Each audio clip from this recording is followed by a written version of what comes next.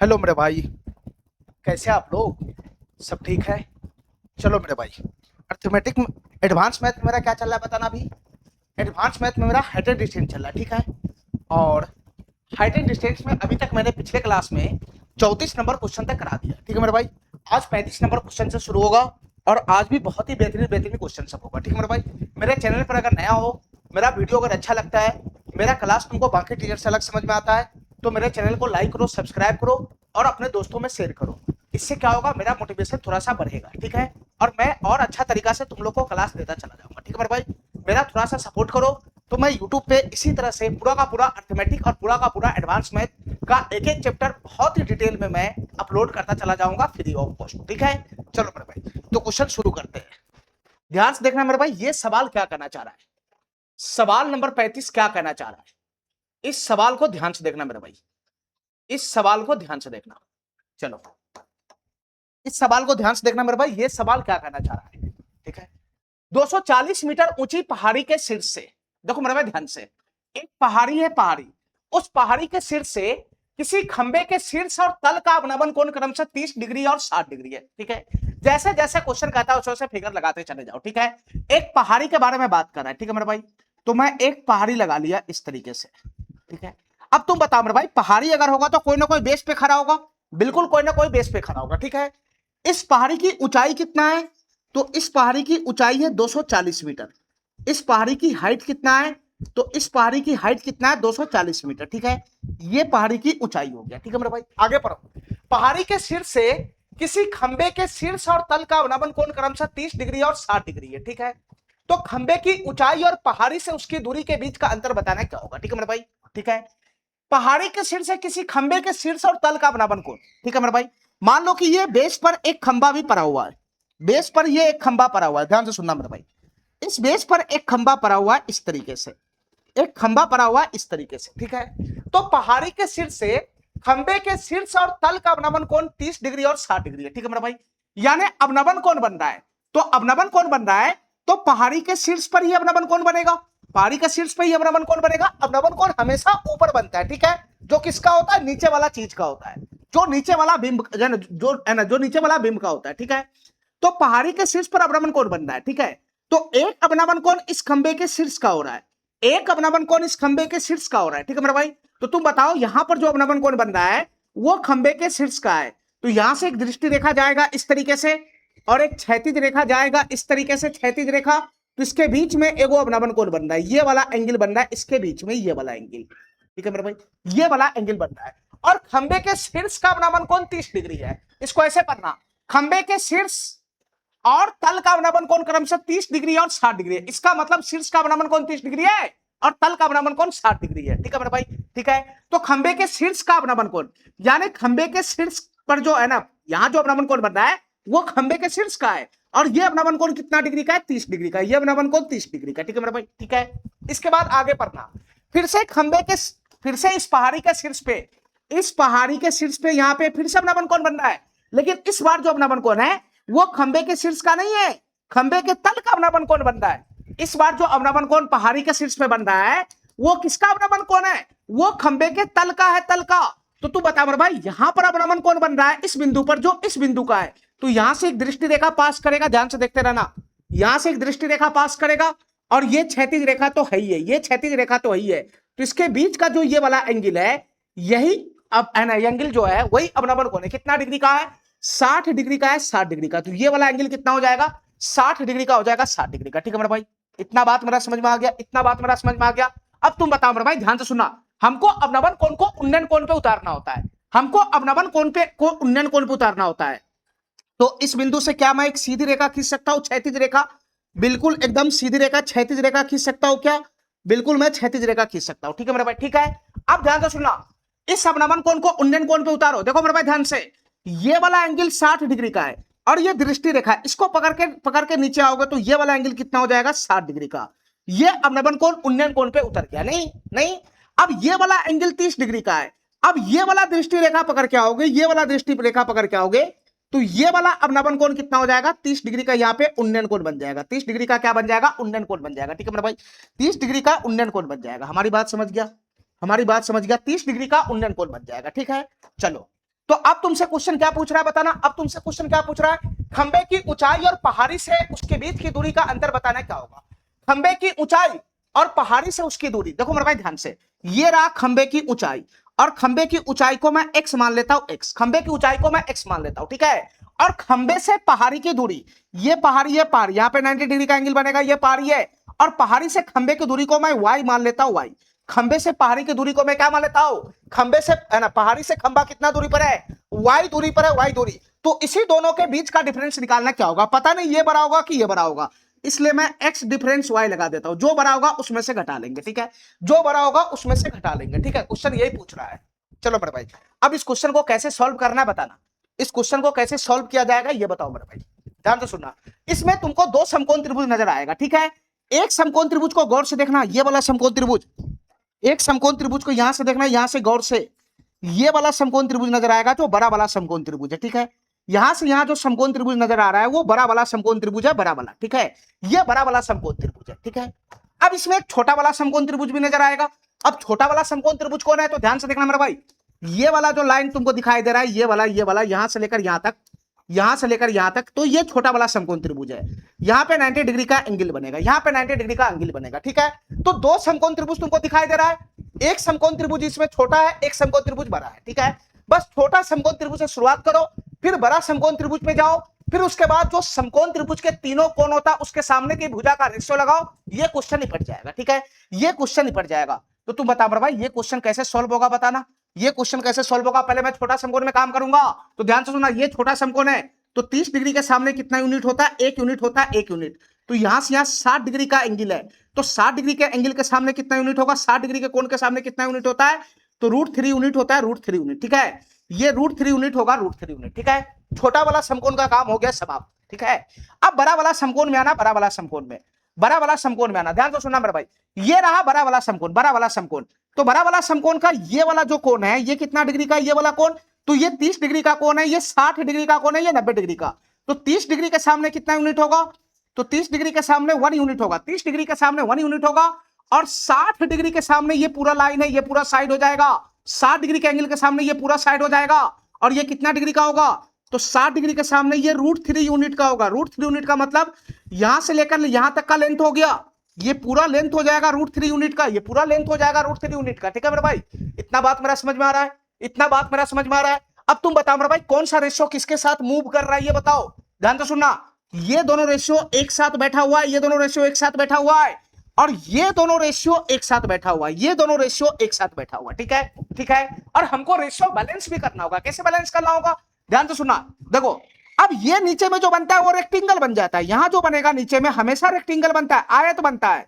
तो आयत का आमने सामने का लेंथ क्या होता है, इक्वल होता है। आयत का आमने सामने का लेंथ क्या होता है, इक्वल होता है। अगर ये x है तो ये वाला लेंथ भी कितना हो जाएगा, x हो जाएगा।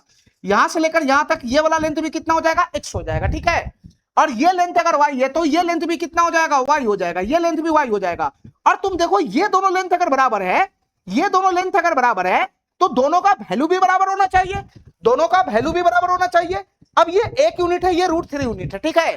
तो ये दोनों का वैल्यू भी आपस में बराबर होना चाहिए, तो इसको बराबर करो, इसको बराबर करो, इन दोनों को एक रंग का बनाओ। √3 एक है तो दोनों को एक रंग का बनाओ।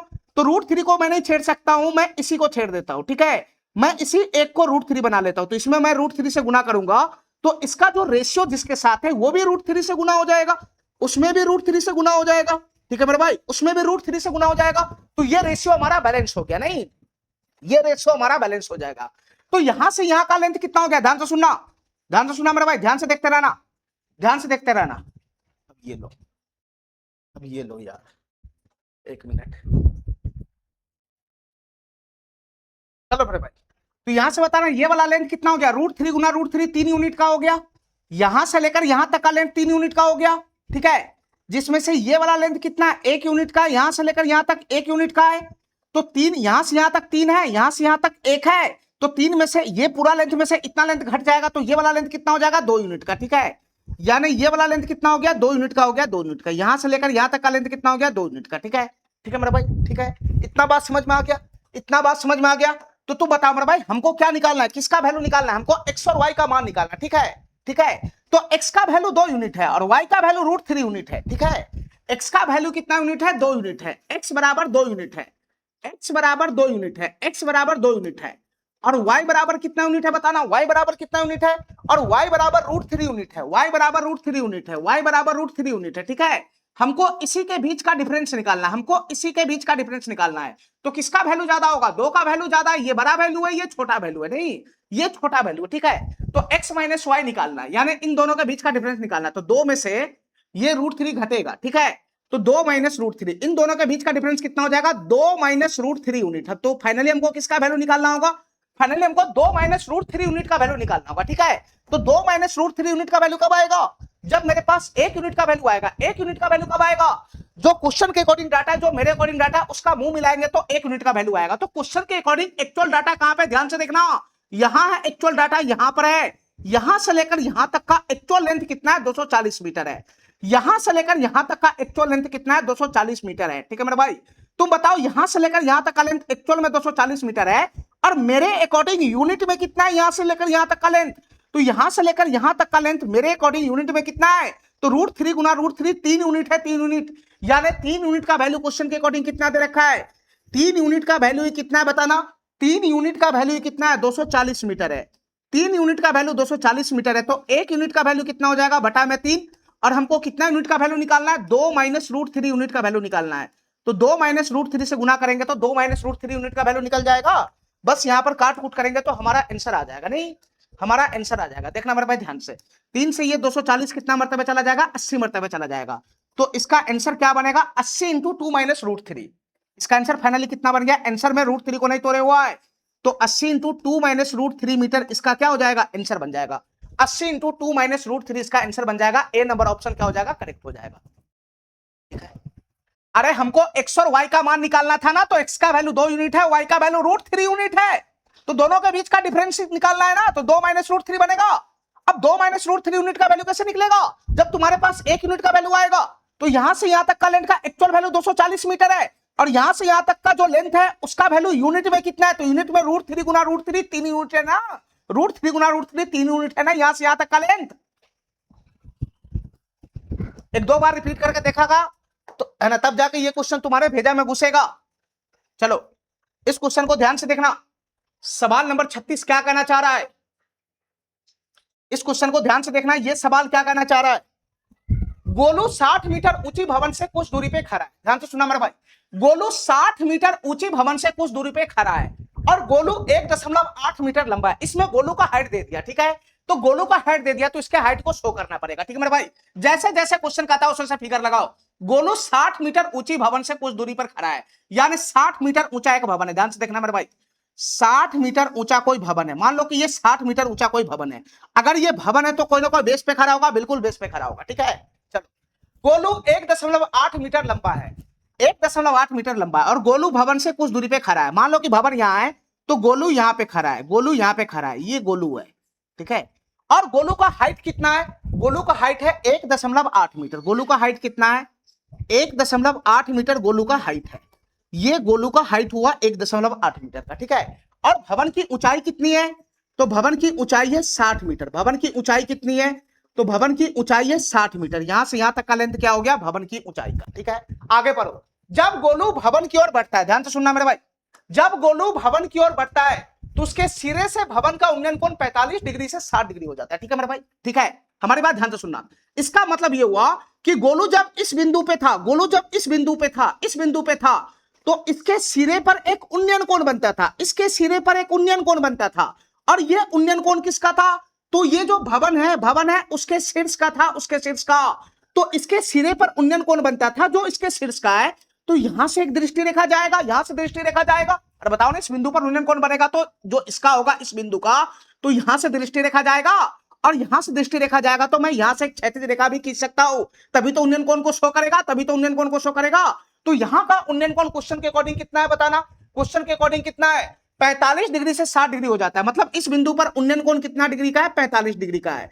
यानी गोलू जब इस बिंदु पर था, इस बिंदु पर था, उस समय उसके सिरे पर जो उन्नयन कोण बन रहा था वो 45 डिग्री का था, 45 डिग्री का था, 45 डिग्री का, ठीक है। आगे पढ़ो, लेकिन जब गोलू भवन की ओर बढ़ता है तो उसके सिरे का उन्नयन कोण 45 से 60 हो जाता है। इसके बाद गोलू भवन की ओर बढ़ गया, यानी गोलू पहले इस बिंदु पे था और भवन इधर है, तो गोलू भवन की ओर खसक गया, यानी गोलू अब कहां आ गया, गोलू मान लो कि अब इस बिंदु पर आ गया, इस बिंदु पर आके खड़ा हो गया, इस बिंदु पर आ गया, भवन की ओर बढ़ गया, ये गोलू भवन की ओर बढ़ गया, और भवन की ओर बढ़ गया तो फिर उसके सिरे पे जो उन्नयन कोण बन रहा है, फिर उसके सिरे पर उन्नयन कोण बनेगा, और इस बार जो उन्नयन कोण उसके सिरे पर बनेगा वो 60 डिग्री का हो जाता है। तो यहां पर फिर से उन्नयन कोण बनेगा, तो इस बिंदु पर उन्नयन कोण बनेगा जो भवन के शीर्ष का होगा।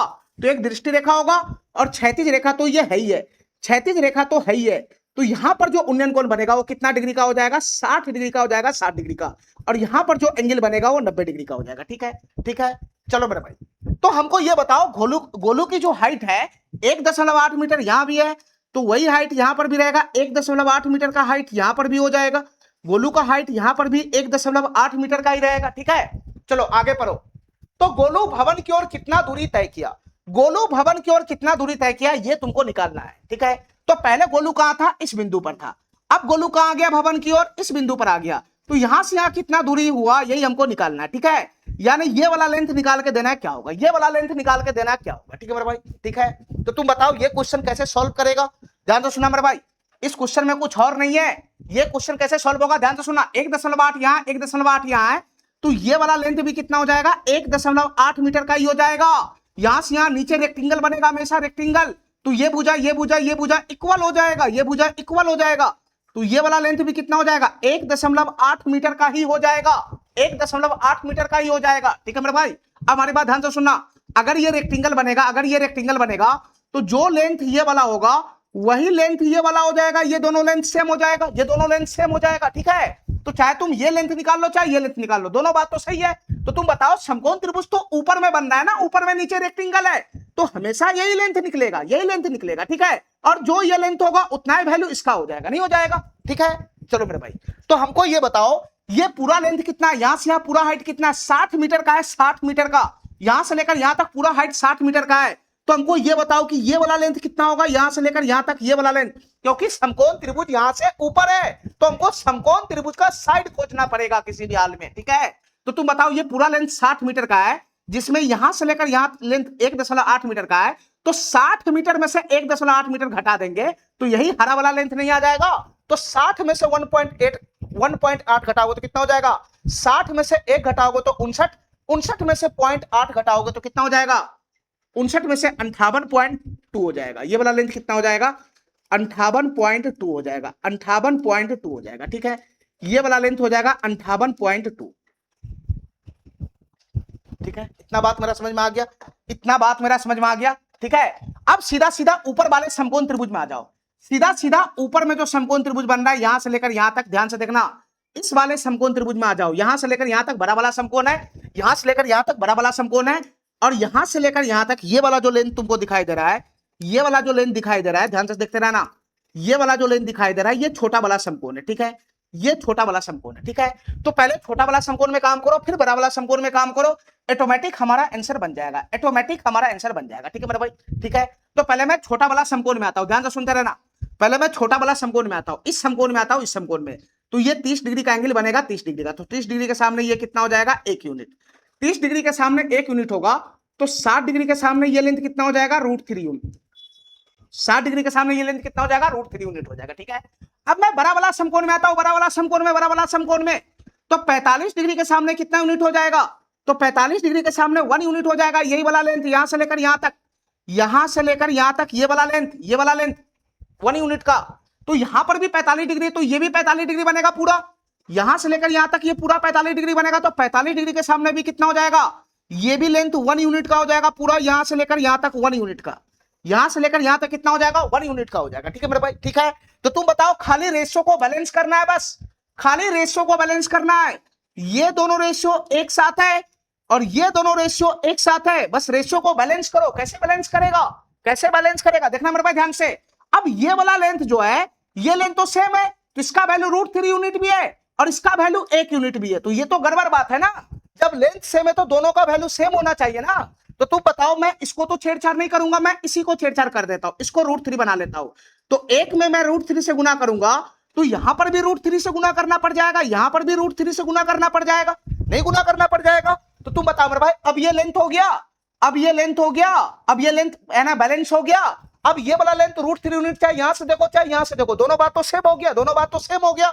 तो तुम बताओ मेरे भाई हमको क्या निकालना है, हमको क्या निकालना है, हमको ये वाला लेंथ चाहिए, ये वाला लेंथ, ये वाला लेंथ चाहिए, ये वाला लेंथ, ठीक है। तो तुम बताओ ये वाला लेंथ का वैल्यू कितना होगा, तो यहां से यहां तक का लेंथ कितना है, चाहे ऊपर पकड़ो चाहे नीचे पकड़ो, रेक्टेंगल है, आमने सामने की भुजा बराबर होगा, तो यहां से लेकर यहां तक का लेंथ कितना है, √3 है, √3, अब ये लेंथ √3 हो गया ना, और यहां से लेकर यहां तक का लेंथ कितना है, 1 यूनिट है, 1 यूनिट, तो यहां से लेकर यहां तक का लेंथ √3, यहां से लेकर यहां तक का लेंथ 1, तो इसके लिए कितना छोड़ेगा, तो √3 - 1 हो जाएगा, ये वाला लेंथ कितना हो जाएगा, √3 माइनस का 1 यूनिट हो जाएगा, √3 माइनस का 1 यूनिट हो जाएगा, यहां से लेकर यहां तक का लेंथ। तो फाइनली हमको √3 - 1 यूनिट का वैल्यू ही चाहिए, फाइनली हमको √3 - 1 यूनिट का वैल्यू ही चाहिए, √3 - 1 यूनिट का वैल्यू ही चाहिए, क्या होगा, ठीक है मेरे भाई, ठीक है।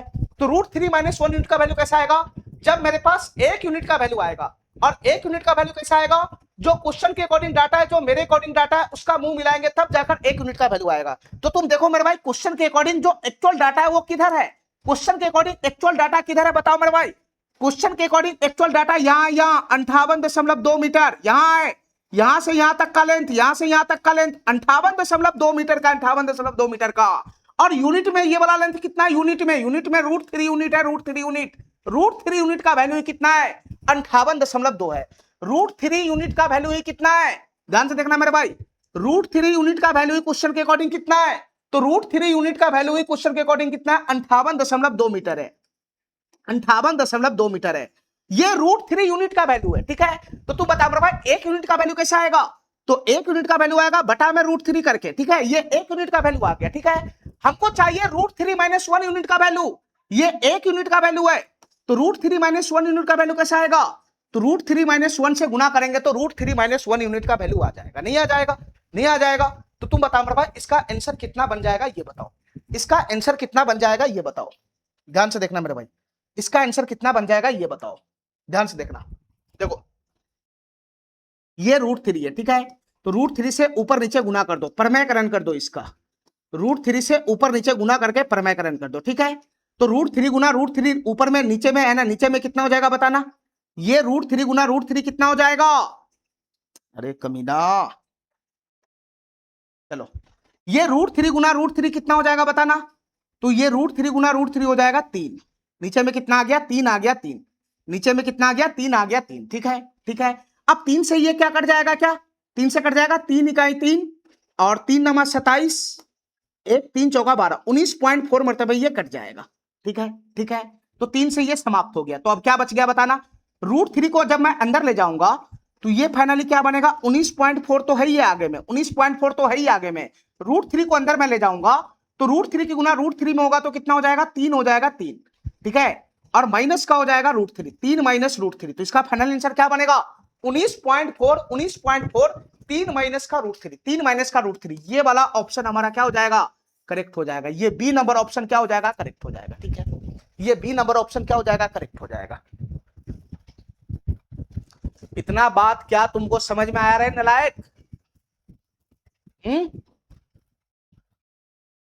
कुछ समझ में आ रहा है कि भूसा भरा हुआ है दिमाग में, चलो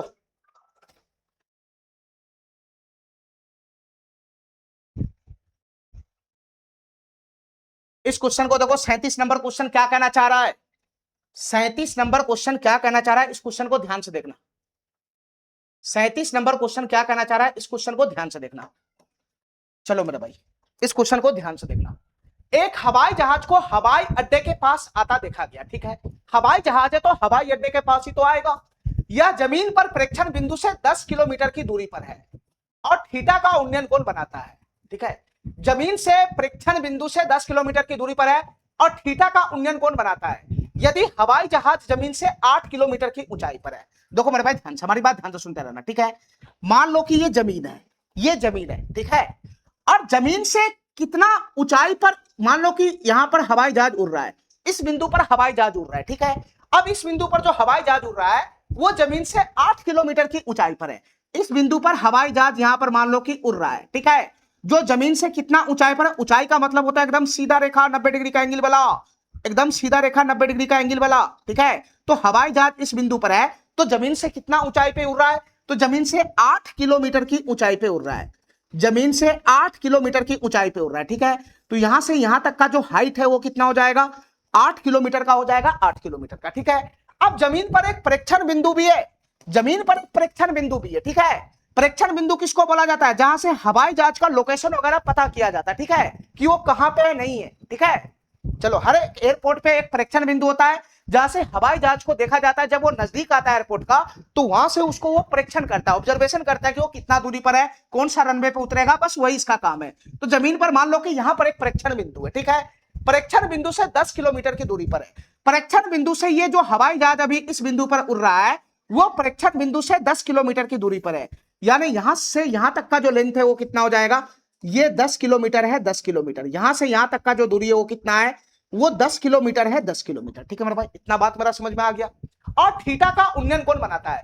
प्रेक्षण बिंदु से 10 किलोमीटर की दूरी पर है और यहां पर थीटा का एंगल भी बनाता है, ठीक है। यानी यहां पर का जो कोण है वो कितना डिग्री का है? अरे बताओ ना, ये हवाई जहाज जो है वो प्रेक्षण बिंदु के साथ कितना डिग्री का कोण बनाता है? थीटा का कोण बनाता है, थीटा डिग्री का कोण बनाता है, ठीक है। चलो, यदि हवाई जहाज जमीन से 8 किलोमीटर ऊंचाई पर है तो निम्नलिखित में से कौन सा सही है? चारों ऑप्शन में से कौन सा सही है बताना है। यानी ये थीटा का मान सब है, थीटा का मान, कि थीटा का मान क्या होगा। तुमसे क्वेश्चन क्या पूछ रहा है? तुमसे क्वेश्चन थीटा का मान पूछ रहा है, थीटा का मान, कि थीटा का मान एग्जैक्ट में क्या है ये मत बताओ, थीटा का मान एग्जैक्ट क्या है ये मत बताओ, थीटा का मान किस रेंज में फंसेगा ये बताओ। एग्जैक्ट निकलने वाला नहीं है, इसलिए वो रेंज में पूछ रहा है कि थीटा का मान बताओ किस रेंज में फंसेगा, ठीक है मेरे भाई, ठीक है। तो बताओ ये क्वेश्चन कैसे सॉल्व होगा। देखो मेरे भाई ध्यान से, ये समकोण त्रिभुज बन गया, ये थीटा, ये 90 डिग्री का एंगल यहां पर है, ठीक है, 90 डिग्री का एंगल है। हमको थीटा का मान बताना है, क्या चीज? थीटा का मान बताना है हमको रेंज में, ठीक है, रेंज में बताना है थीटा का मान क्या होगा। तो तुम बता मेरे भाई, ये थीटा है, थीटा के सामने ये वाला साइड क्या हो जाएगा बता रहा। समकोण त्रिभुज में थीटा के सामने ये वाला साइड क्या होता है? ये पी हो जाता है, पी, और नीचे वाला साइड क्या हो जाता है? बी, और ये वाला साइड क्या हो जाता है? एच, ठीक है। तो हमको एक रिलेशन बैठाना होगा, थीटा का मान तो निकालना है, निकालना है। इसके बाद पी का मान दे रखा है, एच का मान दे रखा है, तो थीटा में, पी में और एच में कौन सा रिलेशन बनता है बताना, कौन सा रिलेशन बनता है? थीटा में, पी और एच में कौन सा रिलेशन बनता है? पी और एच के बीच में कौन सा रिलेशन बनता है? त्रिकोणमितीय रेशियो में, त्रिकोणमितीय रेशियो में कौन सा रिलेशन बताएगा? पी और एच के बीच में, तो साइन थीटा बताएगा, साइन थीटा। तो यहां पर साइन थीटा वाला रेशियो उतार दो, तो साइन थीटा बराबर क्या हो जाएगा? पी बटा का एच हो जाएगा, ठीक है। अगर तुमको ये बात नहीं समझ में आ रहा है तो हाइट एंड डिस्टेंस का पहला लेक्चर देख के आएगा, तब तुमको समझ में आएगा, ठीक है। तो साइन थीटा बराबर क्या हो जाएगा? पी बटा का एच हो जाएगा, ठीक है मेरे भाई।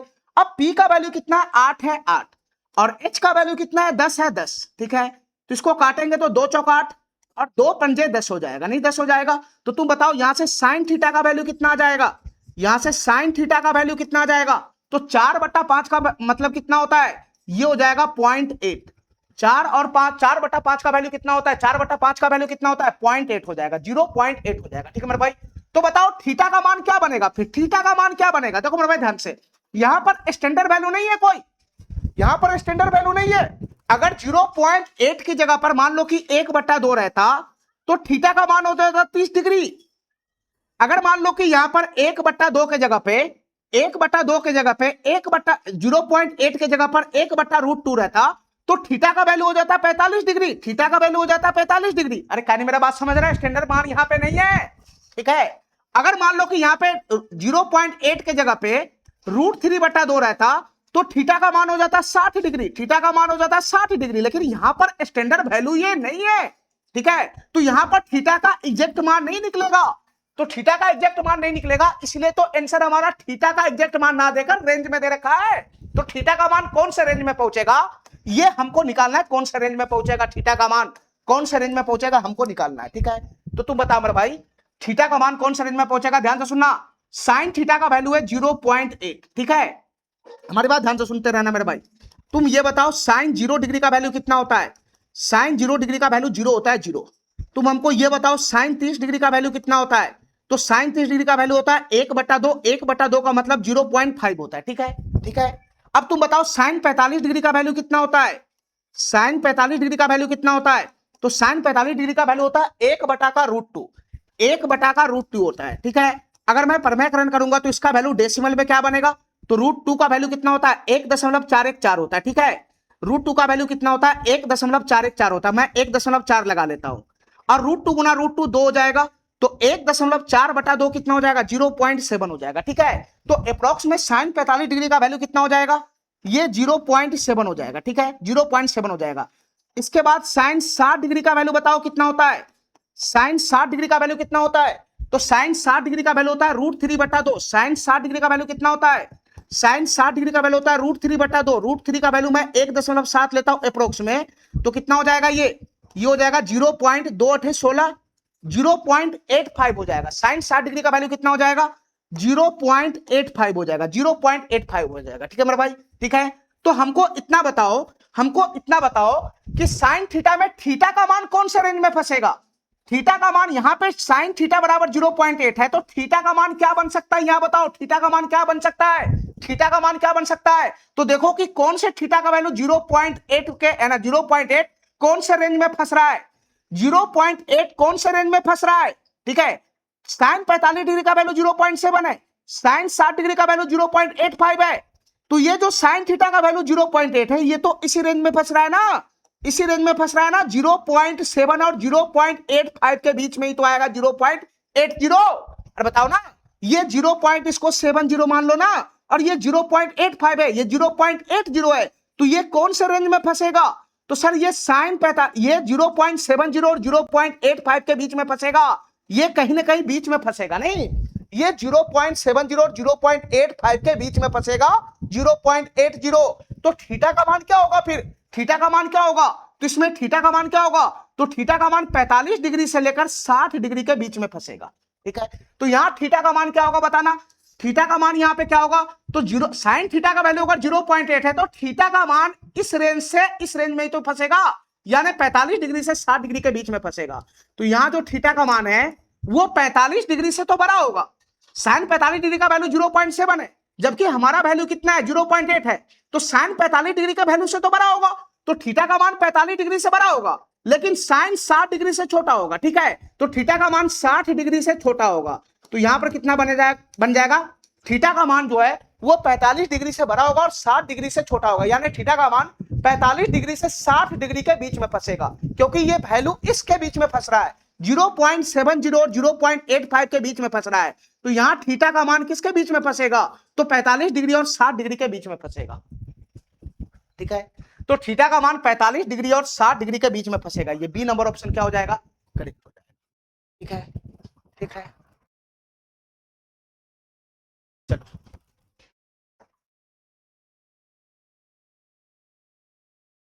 सवाल नंबर 38 पे आना जरा। सेम वही क्वेश्चन है, सेम वही क्वेश्चन है। चलो इस क्वेश्चन को ध्यान से देखना मेरे भाई, इस सवाल को ध्यान से देखना।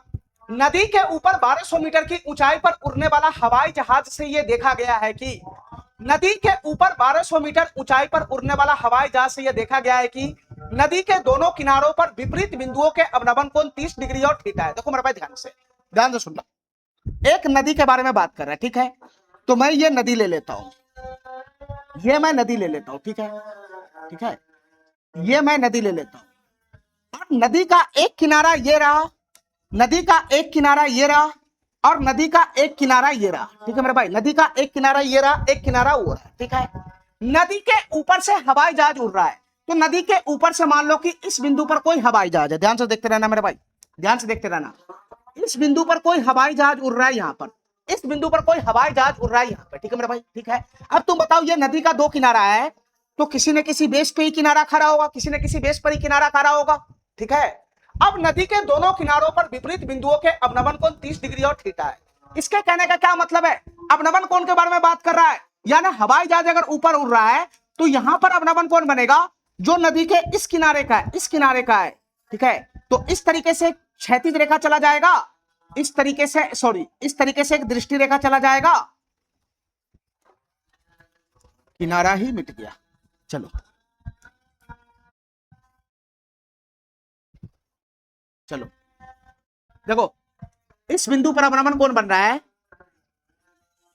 जो इस बिंदु का होगा, इस किनारे का होगा, तो यहां से यहां एक दृष्टि रेखा जाएगा और यहां से यहां एक क्षैतिज रेखा जाएगा। ठीक है, ठीक है, और ये वाला कोण कितना डिग्री का? एक अवनमन कोण 30 डिग्री का, एक 60 डिग्री का है, तो ये वाला अवनमन कोण 30 डिग्री का। ठीक है, इसके बाद नदी का जो दूसरा किनारा है वहां पर भी इस बिंदु पर, ध्यान से सुनना, इस बिंदु पर दूसरा अवनमन कोण बन रहा है, जहां जितनी ऊंचाई पर जिस बिंदु पर हवाई जहाज उड़ रहा है उस बिंदु पर डबल अवनमन कोण बन रहा है। एक तो इस तरफ का इस तरफ बन गया जो इसका होगा, और दूसरा अवलंबन कोण इसी बिंदु पर बन रहा है जो इस किनारे का होगा, इस बिंदु का। ठीक है, तो यहां से यहां एक दृष्टि रेखा पास कराओगे और यहां से यहां एक क्षैतिज रेखा पास कराओगे, तो ये वाला एंगल क्वेश्चन के अकॉर्डिंग कितना है, थीटा है। थीटा एक एंगल 30 डिग्री का, एक एंगल थीटा है। अरे क्या यार, फिगर बनाने में थोड़ी ना कुछ है। नदी का दो किनारा है, दोनों किनारे पे दो बिंदु है। ठीक है, नदी से कुछ ऊंचाई पे हवाई जहाज उड़ रहा है, और हवाई जहाज जिस बिंदु पर उड़ रहा है वहां पे दो अवनमन कोण बन रहा है। एक अवनमन कोण इस किनारे का है, एक अवनमन कोण इस किनारे का है। तो सही फिगर लगेगा, सही फिगर लगेगा। चलो आगे पढ़ो। नदी की चौड़ाई 3000 मीटर है। नदी की चौड़ाई 3000 मीटर है। नदी का एक किनारा ये, एक किनारा ये है, तो यही ना इसका चौड़ाई हो जाएगा, यहां से लेकर यहां तक नदी का चौड़ाई। तो नदी का चौड़ाई कितना है, 3000 मीटर है। यहां से लेकर यहां तक का लेंथ कितना हो जाएगा, 3000 मीटर का हो जाएगा, 3000 मीटर का। ठीक है, ठीक है, आगे पढ़ो। नदी के ऊपर 1200 मीटर की ऊंचाई पर उड़ने वाला हवाई जहाज। हवाई जहाज कितना ऊंचाई पे उड़ रहा है, तो सर हवाई जहाज इस बिंदु पर था और ये कितना ऊंचाई पर उड़ रहा है, बताना कितना ऊंचाई पे उड़ रहा है। तो ये 1200 मीटर के हाइट पे उड़ रहा है, 1200 मीटर के हाइट पे उड़ रहा है। यानी ये वाला लेंथ कितना है, 1200 मीटर का है, 1200 मीटर का। ये वाला लेंथ कितना है, 1200 मीटर का है, 1200 मीटर का। ठीक है, तो फिर से पूछ रहा है थीटा का मान क्या होगा, फिर से पूछ रहा है थीटा का मान क्या होगा, फिर से रेंज में हमारा आंसर पूछ रहा है। ठीक है, चलो मेरे भाई, अब तुम बताओ ये अवनमन कोण है, तो ये वाला कोण कितना हो जाएगा, ये उन्नयन कोण 30 डिग्री का बन जाएगा एकांतर कोण से, और ये एंगल थीटा है, तो ये वाला एंगल भी कितना हो जाएगा, थीटा हो जाएगा एकांतर कोण से। ठीक है, यानी अवनमन कोण जब भी रहता है तो उसको उन्नयन कोण पे उतारा जा सकता है। ठीक है, चलो मेरे भाई, अब हमको ये बताओ, अब हमको ये बताओ ये क्वेश्चन कैसे सॉल्व होगा। हमको थीटा का मान लाना है, हमको थीटा का मान लाना है। ठीक है, देखो इसमें समकोण त्रिभुज के जो कोण होता है उसके सामने का भुजा वाला कंसेप्ट अप्लाई करके ये क्वेश्चन सॉल्व नहीं होगा। क्यों नहीं होगा, क्योंकि इस समकोण त्रिभुज का तो कोण हमको पता है कि 30 ये है और 60 डिग्री का ये हो जाएगा। ठीक है, लेकिन इस समकोण त्रिभुज का हमको कोण नहीं पता है कि ये कोण कितना है, तो ये कोण कितना होगा। इसलिए ये क्वेश्चन जो है समकोण त्रिभुज के जो कोण होता है उसके सामने वाला भुजा का जो रेशियो बनता है उससे ये नहीं होगा। इसमें अलग अलग समकोण त्रिभुज में काम करना ही पड़ेगा, इसमें अलग अलग समकोण त्रिभुज पे काम करना ही पड़ेगा। ठीक है मेरे भाई, ये बीच वाला जो पॉइंट है इसको मैं क्या ले लेता हूं, इसको मैं बिंदु ए ले लेता हूं, इसको मैं बिंदु ए ले लेता हूं, इसको मैं बिंदु बी ले लेता हूं। ठीक है, और ये बीच वाला जो पॉइंट है उसको मैं पी ले लेता हूं। ठीक है, चलो मेरे भाई, तो तुम बताओ इसमें तुमको क्या दिखाई दे रहा है, क्या दिखाई दे रहा है, यहां से लेकर यहां तक का योगफल कितना है, पी ए प्लस पीबी बराबर कितना है।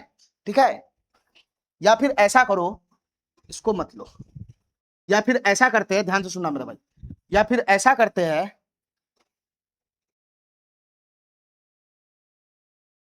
चलो या फिर ऐसा करते हैं, ध्यान से सुनना मेरे भाई, ध्यान से सुनना।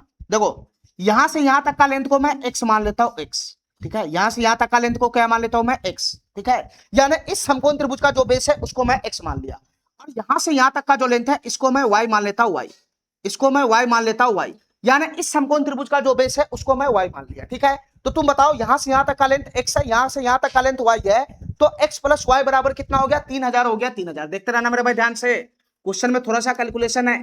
x प्लस वाई बराबर कितना हो जाएगा, ये 3000 हो जाएगा, 3000। ठीक है, x प्लस वाई बराबर 3000 हो गया। ठीक है, चलो मेरे भाई ध्यान से सुनना। अब मैं इस समकोण में आता हूं, इस समकोण में ध्यान से देखना, इस समकोण में जो बाएं तरफ मेरे समकोण है मैं उस समकोण में आ रहा हूं, इस समकोण में, और इस समकोण में बताओ मेरे भाई, इस समकोण में ये वाला लेंथ दे रखा है, ये वाला लेंथ दे रखा है। ठीक है, यानी ये थीटा है तो ये पी हो जाएगा, ये बी हो जाएगा, पी और बी का रिलेशन लगाओगे तो tan थीटा उतरेगा। तो इस समकोण में tan थीटा लगाना, tan थीटा। तो तुम बताओ tan थीटा का मतलब क्या है, tan और थीटा का वैल्यू कितना है, 30 डिग्री है, 30 डिग्री। तो tan 30 डिग्री बराबर क्या हो जाएगा बताना, p बटा b। p का वैल्यू कितना है, 1200 है, 1200 1200, और b का वैल्यू कितना है बताना, b का वैल्यू x है, x। यही हो जाएगा। tan 30 डिग्री का वैल्यू कितना होता है बताना, 1/√3 होता है। 1/√3 बराबर कितना हो जाएगा, ये 1200 बटा का x हो जाएगा। क्रॉस गुना करेंगे तो x बराबर कितना हो जाएगा, क्रॉस गुना करेंगे तो x बराबर कितना हो जाएगा, तो x बराबर हो जाएगा 1200√3। x बराबर कितना हो जाएगा, 1200√3 हो गया। ठीक है, अब आओ इस समकोण त्रिभुज में, अब आओ इधर वाले समकोण त्रिभुज में, इस वाले समकोण त्रिभुज में कूद जाओ, इस वाले समकोण त्रिभुज में, इस वाले समकोण त्रिभुज में कूद जाओ, इसमें भी लगाओ tan थीटा, इसमें भी लगाओ tan थीटा, tan थीटा लगाओ। ठीक है, तो tan इसका एंगल कितना है, थीटा है, तो tan थीटा बराबर क्या हो जाएगा, p बटा b हो जाएगा। p का वैल्यू कितना है, 1200 है, 1200 1200 है, 1200। b का वैल्यू कितना है, तो b का वैल्यू y है, y। b का वैल्यू y है, y। ठीक है, ठीक है, ठीक है, चलो मेरे भाई, अब तुम ऐसा करो, क्रॉस अगर गुना करेंगे तो y यहां जाएगा, tan थीटा नीचे आ जाएगा, तो y बराबर यहां से कितना आ जाएगा, बताओ मेरे भाई, y बराबर कितना हो जाएगा 1200 और tan थीटा यहाँ आ जाएगा 1200 बटा का कितना हो जाएगा tan थीटा हो जाएगा tan थीटा। ठीक है मेरे भाई, ठीक है ठीक है। चलो अब तू बताओ, इसको अगर मैं इक्वेशन नंबर 1 ले लेता हूं और इसको अगर मैं इक्वेशन नंबर 2 ले लेता हूं, तो दोनों समीकरण को जोड़ूंगा तो क्या मेरा बात बनेगा कुछ? ध्यान से सुनना मेरे भाई, हमको थीटा का मान निकालना है। अगर मैं दोनों समीकरण को जोड़ दूंगा तो क्या बनेगा? तो LHS को जोड़ेगा तो x प्लस वाई बनेगा और RHS को जोड़ेगा तो कितना बनेगा? तो RHS को जोड़ेगा तो 1200√3 प्लस का कितना हो जाएगा? प्लस का हो जाएगा 1200 बटा का tan थीटा। 1200 बटा का कितना हो जाएगा? tan theta. और बटा का tan थीटा है तो क्या मैं इसको ऐसा लिख सकता हूं 1200 cot थीटा? बताओ ना, क्या मैं इसको ऐसा लिख सकता हूं 1200 cot थीटा? बताओ ना यार। अब बताओ x प्लस वाई का वैल्यू कितना है? 3000 है। 3000 इस पूरे इक्वेशन में हमको खाली थीटा रखना है, बस बाद बाकी सबको हटाना है। x प्लस वाई का वैल्यू कितना है? x प्लस वाई का वैल्यू 3000 है। 3000 है, ये 3000। ठीक है, तो तुम बताओ मेरे भाई, यहां से कुछ कटने फुटने वाला है क्या? यहां से कुछ कटने फुटने वाला है? देखो मेरे भाई ध्यान से, अगर मैं यहां से 2 जीरो कॉमन लेता हूं, 100 यहां से कॉमन लूंगा, 100 यहां से कॉमन लूंगा, तो 100 इससे कट जाएगा, ये इससे कट जाएगा ये। ठीक है, अब तुम बताओ मेरे भाई, ध्यान से सुनना, 12 अगर मैं यहां से कॉमन लेता हूं, 12 यहां से, देखो मेरे भाई ध्यान से, 0000 कॉमन ले लिया। ठीक है, अगर मैं 12 कॉमन निकालता हूं यहां से, 12 यहां से भी, 12 यहां से भी कॉमन निकालता हूं। ठीक है, ठीक है, तो बताओ आगे में क्या हो जाएगा? बताना आगे में क्या हो जाएगा? आगे में कॉमन निकल जाएगा 12, 12 कॉमन निकल जाएगा, 12 कॉमन निकल जाएगा। ठीक है, अब ये कटेगा किससे ये बताओ? देखो मेरे भाई ध्यान से, कटेगा किससे? देखो 6 से 5 मरतबे चला जाएगा और 6 से ये कितना मरतबे चला जाएगा? 2 मरतबे चला जाएगा। ठीक है, तो तुम बताओ 2 अगर मैं इस पार में ले आऊंगा तो फाइनली यहां क्या बनेगा? बताना। मैं शुरू में ही बोला हूं, थोड़ा सा कैलकुलेशन है इसमें, थोड़ा सा कैलकुलेशन है। तो 5 बटा का 2 हो जाएगा, इधर क्या हो जाएगा? 5 बटा का 2 हो जाएगा, नहीं हो जाएगा? अरे 2 यहां से, ये गुना में ना बाहर है 2, तो 2 नीचे इस तरफ आ जाएगा, तो क्या हो जाएगा? 5 बटा का 2 हो जाएगा। और उधर क्या बनेगा? √3 प्लस का cot थीटा हो जाएगा। उधर क्या बनेगा? √3 प्लस का cot थीटा हो जाएगा। √3 प्लस का cot थीटा हो जाएगा, नहीं हो जाएगा? नहीं हो जाएगा। ठीक है, नहीं हो जाएगा। अब तू बता मेरे भाई, √3 को उठाकर मैं इधर लाऊंगा तो ये क्या हो जाएगा? 5 बट्टा 2, 5 बट्टा 2 और √3। ध्यान से सुना मेरे भाई, 5 बट्टा 2 को अगर मैं दशमलव में बदलूंगा तो ये कितना हो जाएगा? ये 2.5 हो जाएगा। √3 इधर आएगा तो माइनस हो जाएगा, 1.7 रख देता हूं इसका वैल्यू, 1.7 बराबर कितना हो जाएगा? ये बराबर cot थीटा हो जाएगा, cot थीटा। ठीक है, अब तुम बताओ मेरे भाई, 2.5 में से 1.7 अगर घट जाएगा तो ये कितना हो जाएगा? बताना। 1.7 घटेगा तो कितना हो जाएगा? तो ये 0.8 हो जाएगा, 0.8। 0.8 बराबर कितना हो जाएगा? 0.8 बराबर cot थीटा हो जाएगा। ध्यान से देखते रहना मेरे भाई, थोड़ा सा कैलकुलेशन है। ठीक है, तो तुम बताओ मेरे भाई, अगर मैं इसका दशमलव उड़ा दूंगा, अगर मैं इसका दशमलव उड़ा दूंगा तो बटा का 10 आ जाएगा, बटा का 10 आ जाएगा। तो 8 बटा 10 बराबर अगर cot थीटा है, cot में तुमको कंफ्यूजन होगा इसलिए मैं इसको tan में उठा के ले जा रहा हूं, तो tan थीटा बराबर कितना हो जाएगा? बताना। अगर cot थीटा बराबर 8 बटा 10 है तो tan थीटा बराबर क्या हो जाएगा? tan थीटा बराबर क्या हो जाएगा? 10 बटा का 8 हो जाएगा। 10 ऊपर चला जाएगा, 8 नीचे आ जाएगा, 10 ऊपर चला जाएगा, 8 नीचे आ जाएगा, तो 2 से कट जाएगा 4 मरतबे, 2 से कट जाएगा 5 मरतबे। ठीक है, तो 5 बटा 4 का वैल्यू कितना हो जाएगा? 4 इकाई 4 दशमलव पड़ेगा, 1 10 4 दूनी 8 4 पंजे 20। तो tan थीटा का वैल्यू यहां से कितना आ गया? 1.25 आ गया। tan थीटा का वैल्यू अगर 1.25 है तो थीटा का मान क्या होगा रेंज में, ये बताना है बस। थीटा का मान क्या होगा रेंज में, ये बताना है। अब हमारी बात ध्यान से सुनना मेरे भाई, थीटा का मान क्या होगा इस रेंज में, हमको ये बताना है। देखो हमारी बात ध्यान से सुनते रहना, हमारी बात ध्यान से सुनते रहना, देखो हमारी बात ध्यान से सुनते रहना। देखो tan 45 डिग्री का वैल्यू कितना होता है? tan, यहां पे थोड़ा सा कलर में चेंज कर देता हूं, ध्यान से सुनते रहना मेरे भाई। अरे कमीना, तुमको क्या हो गया रे? ये कमीना तुम क्या नहीं आ रहा है मिटने वाला? हाँ,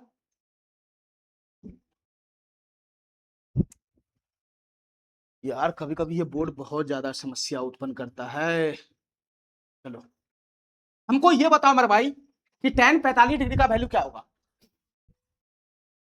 इसी कमीना के कारण नहीं आ रहा था।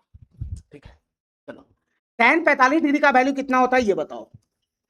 तो सर tan 45 डिग्री का वैल्यू कितना होता है? एक होता है, एक tan 45 डिग्री का वैल्यू एक होता है। अच्छा हमको ये बताओ tan 60 डिग्री का वैल्यू कितना होता है? तो tan 60 डिग्री का वैल्यू होता है सर √3, और √3 का वैल्यू कितना होता है? 1.7 होता है, 1.7 होता है। ठीक है, वहां tan थीटा का वैल्यू 1.25 है, 1.25 तो तुम बताओ कौन सा रेंज में फंसेगा, इसी रेंज में फंसेगा ना, 1.25 इसी रेंज में फंसेगा ना, अरे बताओ ना यार, 1.25 इसी रेंज में फंसेगा ना, 1 और 1.7 के बीच में ही तो आएगा 1.25, ठीक है। तो जो थीटा का मान होगा उसका रेंज क्या होगा, जो थीटा का रेंज होगा वो क्या होगा, 45 डिग्री से 60 डिग्री के बीच में फंसेगा। थीटा का जो वैल्यू होगा वो 45 डिग्री से 60 डिग्री के बीच में फंसेगा। तो 45 डिग्री से 60 डिग्री के बीच वाला तो ऑप्शन ही नहीं है, इसमें ऑप्शन ही नहीं है। तो तुम बताओ मेरे भाई थीटा का मान कहां जाएगा, ये बताओ थीटा का मान कहां जाएगा। देखो मेरे भाई ध्यान से, थीटा का जो मान है इसमें वो 45 डिग्री से बड़ा होगा, 60 डिग्री से छोटा होगा, ठीक है। यहां दे रखा है थीटा का मान 30 डिग्री से छोटा होगा, ये ऑप्शन तो होगा नहीं, ठीक है।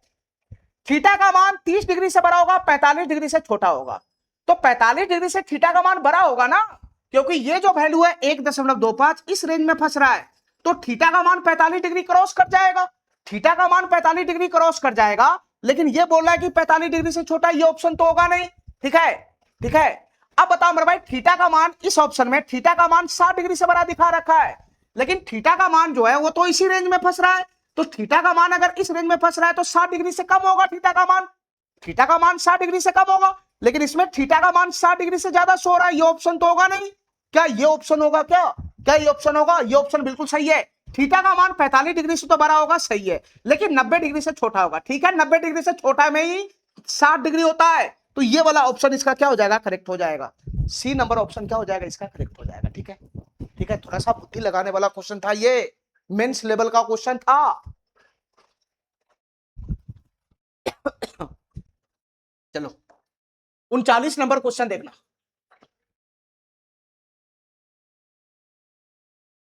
39 नंबर क्वेश्चन देखना। जमीन पर एक बिंदु से x मीटर ऊंचाई वाले एक टावर के शीर्ष का उन्नयन कोण 60 डिग्री पाया जाता है। जैसे जैसे क्वेश्चन कहता है फिगर लगा लो। जमीन के एक बिंदु से x मीटर ऊंचाई वाला एक टावर है, देखो मेरे भाई ध्यान से, एक टावर है, टावर, ठीक है, और टावर है तो कोई ना कोई बेस पे खड़ा होगा, बिल्कुल खड़ा होगा किसी न किसी जमीन पे, ठीक है। जमीन के एक बिंदु से x मीटर ऊंचाई वाले एक टावर, ये टावर का ऊंचाई कितना है, x मीटर है, x मीटर, क्वेश्चन के अकॉर्डिंग टावर की ऊंचाई कितना है, x मीटर है, x मीटर, ठीक है। आगे पढ़ो, टावर के शीर्ष का उन्नयन कोण 60 डिग्री पाया जाता है। जमीन पर कहीं ना कहीं एक बिंदु है, मान लो कि इस बिंदु है, ठीक है, और इस बिंदु पर उन्नयन कोण बन रहा है, इस बिंदु पर उन्नयन कोण बन रहा है जो किसका है, जो ये टावर के शीर्ष का, इस बिंदु पर उन्नयन कोण बन रहा है जो टावर के शीर्ष का है, तो एक दृष्टि रेखा जाएगा, यहां क्षैतिज रेखा है ये, तो यहां पर उन्नयन कोण बनेगा, ये उन्नयन कोण कितना डिग्री का पाया जाता है, 60 डिग्री का पाया जाता है, ठीक है, यानी ये वाला एंगल कितना हो गया, 60 डिग्री का हो गया।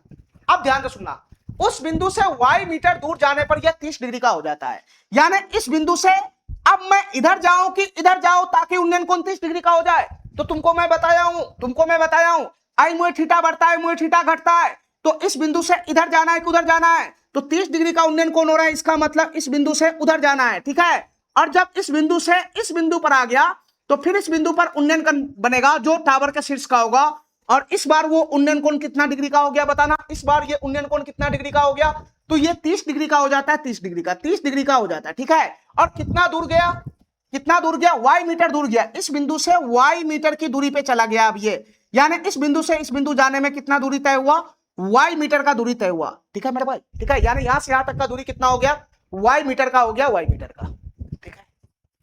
आगे बढ़ो, तो निम्नलिखित में से कौन सा संबंध सही है हमको ये बताना है, कोई सा भी इसमें न्यूमेरिकल डाटा है नहीं, ठीक है, और कौन सा संबंध सही है हमको ये बताना है, ठीक है मेरे भाई, ठीक है। अब तुम बताओ, ये वाला एंगल 90 डिग्री का हो जाएगा, ठीक है, ये वाला एंगल 90 डिग्री का हो जाएगा, ठीक है मेरे भाई।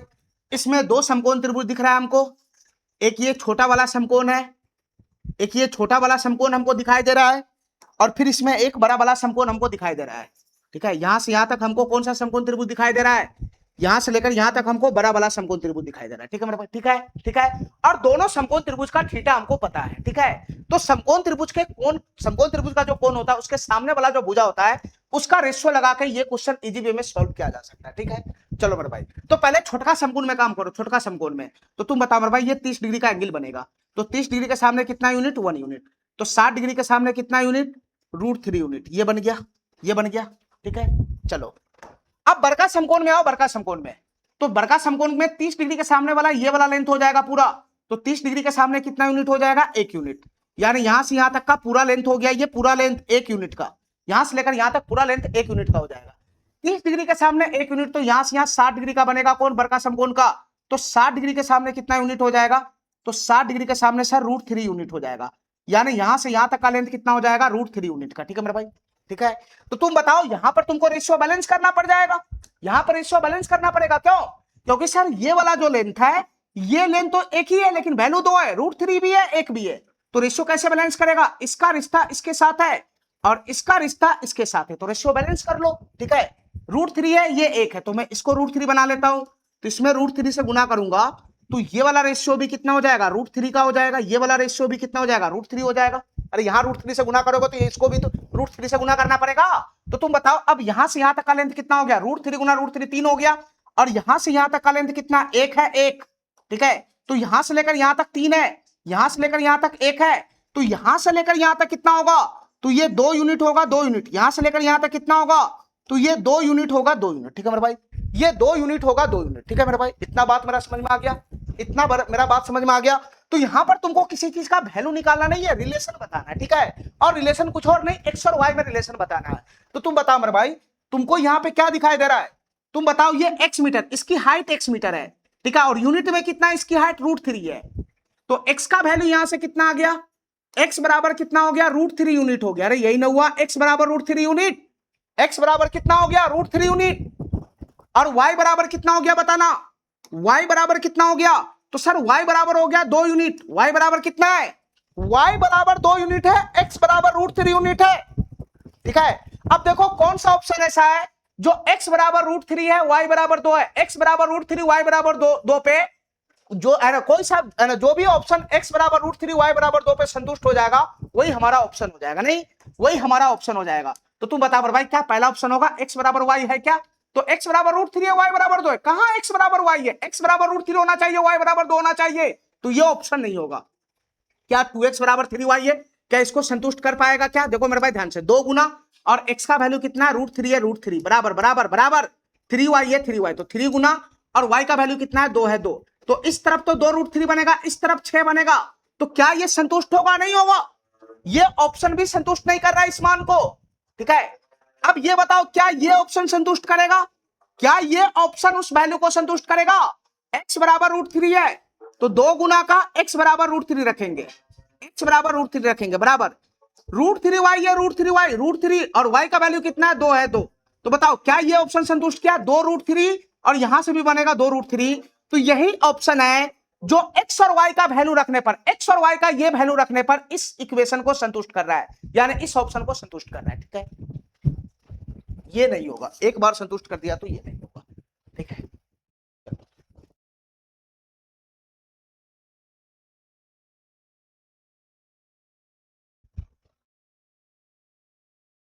सवाल नंबर 40 देखना, ये सवाल क्या कहना चाह रहा है, सवाल नंबर 40 देखना। चलो मेरे भाई ध्यान से देखना ये सवाल, टावर के पाथ से जाने वाली रेखा पर 3 संरेख बिंदु ए बी सी से टावर के शीर्ष का उन्नयन कोण क्रमशः 30, 45 और 60 है। ध्यान से सुनना मेरे भाई, टावर के पाथ से जाने वाली रेखा पर, माने कि एक टावर है, टावर जैसे जैसे क्वेश्चन कहता है फिगर लगाते चले जाओ, एक टावर है और टावर के पाथ से एक सरल रेखा जा रहा है, टावर के पाथ से एक सरल रेखा जा रहा है, यानी टावर किसी न किसी बेस पर है। ठीक है, किसी न किसी बेस पर है और इस बेस पर 3 गो संरेख बिंदु ए बी सी है, 3 गो संरेख बिंदु ए बी सी है और जिसका उन्नयन कोण क्रमशः 30 डिग्री, 45 डिग्री और 60 डिग्री है। यानी बिंदु ए पर उन्नयन कोण 30 डिग्री है, बिंदु बी पर उन्नयन कोण 45 डिग्री है और बिंदु सी पर उन्नयन कोण 60 डिग्री है। तो तुम बताओ मेरे भाई ए बी सी को कहां खड़ा करेगा, तो सर मैं ए को यहां खड़ा करूंगा, हमको पता है कि 30 यहां पे होगा, 45 यहां होगा, 60 यहां होगा, तो ए पे 30 डिग्री है, बी पे 45 है, सी पे 60 है, तो ए को मैं यहां खड़ा करूंगा, बिंदु बी को मैं यहां खड़ा करूंगा और बिंदु सी को मैं यहां खड़ा करूंगा। ठीक है मेरे भाई, ठीक है। अब तीनों बिंदु पर टावर के शीर्ष का उन्नयन कोण बन रहा है, तीनों बिंदु पर टावर के शीर्ष का उन्नयन कोण बन रहा है। ठीक है, तो पहले बिंदु सी पर उन्नयन कोण बनेगा तो एक दृष्टि रेखा, एक उन्नयन कोण बन गया, फिर बिंदु बी पर उन्नयन कोण बनेगा तो दूसरा दृष्टि रेखा, फिर से उन्नयन कोण बन गया और एक बिंदु ए पर उन्नयन कोण बन रहा है तो एक दृष्टि रेखा, तीसरा उन्नयन कोण बन गया। तो तुम बताओ मेरे भाई तीनों उन्नयन कोण कितना कितना डिग्री का, 30, 45, 60 है, तो कौन 30 होगा, सबसे पीछे 30 डिग्री का बनेगा बिंदु ए पर। फिर 45 डिग्री का यहाँ बनेगा, और फिर 60 डिग्री का एंगल यहाँ बनेगा, और यहाँ कितना डिग्री का एंगल बनेगा, 90 डिग्री का एंगल बनेगा। ठीक है, 90 डिग्री का एंगल बनेगा। तो क्वेश्चन क्या पूछ रहा है, AB से BC का रेशियो बताओ क्या होगा। AB से BC का रेशियो बताना क्या होगा। ठीक है मेरे भाई, यानी ये वाला लेंथ AB और ये वाला लेंथ BC, ये वाला लेंथ BC, इसका अनुपात बताना क्या होगा, इसका अनुपात बताना क्या होगा। तो इस क्वेश्चन को सॉल्व करने के लिए हमको AB का मान चाहिए और BC का मान चाहिए। ये दोनों मान जैसे ही आएगा तो काट कूट करेंगे तो रेशियो आ जाएगा, नहीं आ जाएगा। ठीक है, तो AB और BC का मान तलाश करो कैसे आएगा, और कोई सा भी वैल्यू इस क्वेश्चन में नहीं दे रखा है। ठीक है, तो वही पुराना सा कंसेप्ट घिसा पिटा जो कंसेप्ट हम पढ़ते हैं उसी को लगाओ। सबसे छोटका समकोण त्रिभुज से शुरुआत करो। सबसे छोटका समकोण त्रिभुज कौन है, तो सर ये है, ये पीला वाला जो है सबसे छोटका समकोण त्रिभुज है। ठीक है, ठीक है, लगाओ रेशियो। 30 डिग्री ये बनेगा, 30 डिग्री के सामने 1 यूनिट है, ये वाला लेंथ कितना हो गया, 1 यूनिट, यहां से लेकर यहां तक मैं तीर का निशान लगा देता हूं। ठीक है, 60 डिग्री के सामने कितना होगा, √3 यूनिट, √3 यूनिट। ठीक है, ये √3 यूनिट होगा, यानी यहां से लेकर यहां तक लेंथ। ठीक है, चलो मेरे भाई, अब दूसरा समकोण में आना, जरा दूसरा समकोण त्रिभुज में आना। कौन सा समकोण में, इससे बड़ा वाला में। तो इससे बड़ा वाला समकोण त्रिभुज यहां से लेकर यहां तक जाएगा, इससे बड़ा वाला समकोण त्रिभुज यहां से यहां तक जाएगा। ठीक है, अब बताओ इसमें समकोण त्रिभुज के सामने वाला भुजा का रेशियो लगाओ, समकोण त्रिभुज का जो कोण है उसके सामने वाला भुजा का रेशियो लगाओ। तो ये हो गया 45 डिग्री का, तो 45 डिग्री के सामने कितना यूनिट, 1 यूनिट। तो यहां पर भी कितना बनेगा, यहां से यहां, इसके बाद वाला समकोण त्रिभुज का यहां से यहां तक का कोण बनेगा, ये भी 45 होगा, 45 45 90 का जाएगा। तो ये वाला 45 डिग्री, तो इसके सामने वाला भुजा कितना हो जाएगा, 1 यूनिट। कहां से कहां, नीचे वाला इंपोर्टेंस है, तीर को ध्यान रखना, यहां से लेकर यहां तक 1 यूनिट बनेगा। ठीक है, ठीक है, चलो इसके बाद अब सबसे बड़ा समकोण त्रिभुज में आओ, सबसे बड़ा समकोण त्रिभुज में आओ। कौन सा हो जाएगा, यहां से लेकर यहां से लेकर यहां से लेकर यहां तक, सबसे बड़ा समकोण त्रिभुज में आओ, यहां से लेकर यहां से लेकर यहां तक। ठीक है, अब तुम बताओ मेरे भाई 30 डिग्री के सामने क्या हो जाएगा, 30 डिग्री के सामने ये वाला लेंथ कितना हो जाएगा, 1 यूनिट का हो जाएगा। ठीक है, 30 डिग्री के सामने 1 यूनिट, और ये पूरा लेंथ 60 डिग्री का बनेगा। तो 60 डिग्री के सामने कितना हो जाएगा, √3 यूनिट का हो जाएगा, यानी यहां से लेकर यहां तक। नीचे वाला में देखना, तीर का बहुत महत्व है नीचे वाला में। ठीक है, ठीक है, चलो अब सब चीज फाइनल हो गया, खाली रेशियो बैलेंस करना है, खाली रेशियो बैलेंस करना। रेशियो बैलेंस कर लिया, क्वेश्चन समाप्त हो गया। ठीक है, अब देखो ये लेंथ तो एक ही है ना, ये लेंथ एक ही है, लेकिन वैल्यू तो 2 2 3 3 है ना, वैल्यू 3 3 है, ये वैल्यू भी एक रंग का होना चाहिए। तो ये एक है, ये एक है, ये √3 है। तो अब इसको मैं बैलेंस कैसे करूं, ध्यान से सुना मेरे भाई। अब हमको ये बताओ कौन सा रेशियो किसके साथ है, थोड़ा सा बुद्धि लगा लेना। ये पीला पीला वाला एक साथ है, ये जो है ना बैगनी कलर का वो एक साथ है, लाल वाला एक साथ रेशियो। ठीक है, इतना तो समझ जाएगा ना। तो मैं क्या करूंगा, ले है ना, इस तीनों को एक रंग का बनाने के लिए क्या करूंगा बताना मेरे भाई, एक रंग का बनाने के लिए मैं क्या करूंगा, देखो इस दोनों को भी √3 में बना लेता हूं। ठीक है, इस दोनों को भी √3 बना लेता हूं मैं, ध्यान से सुना।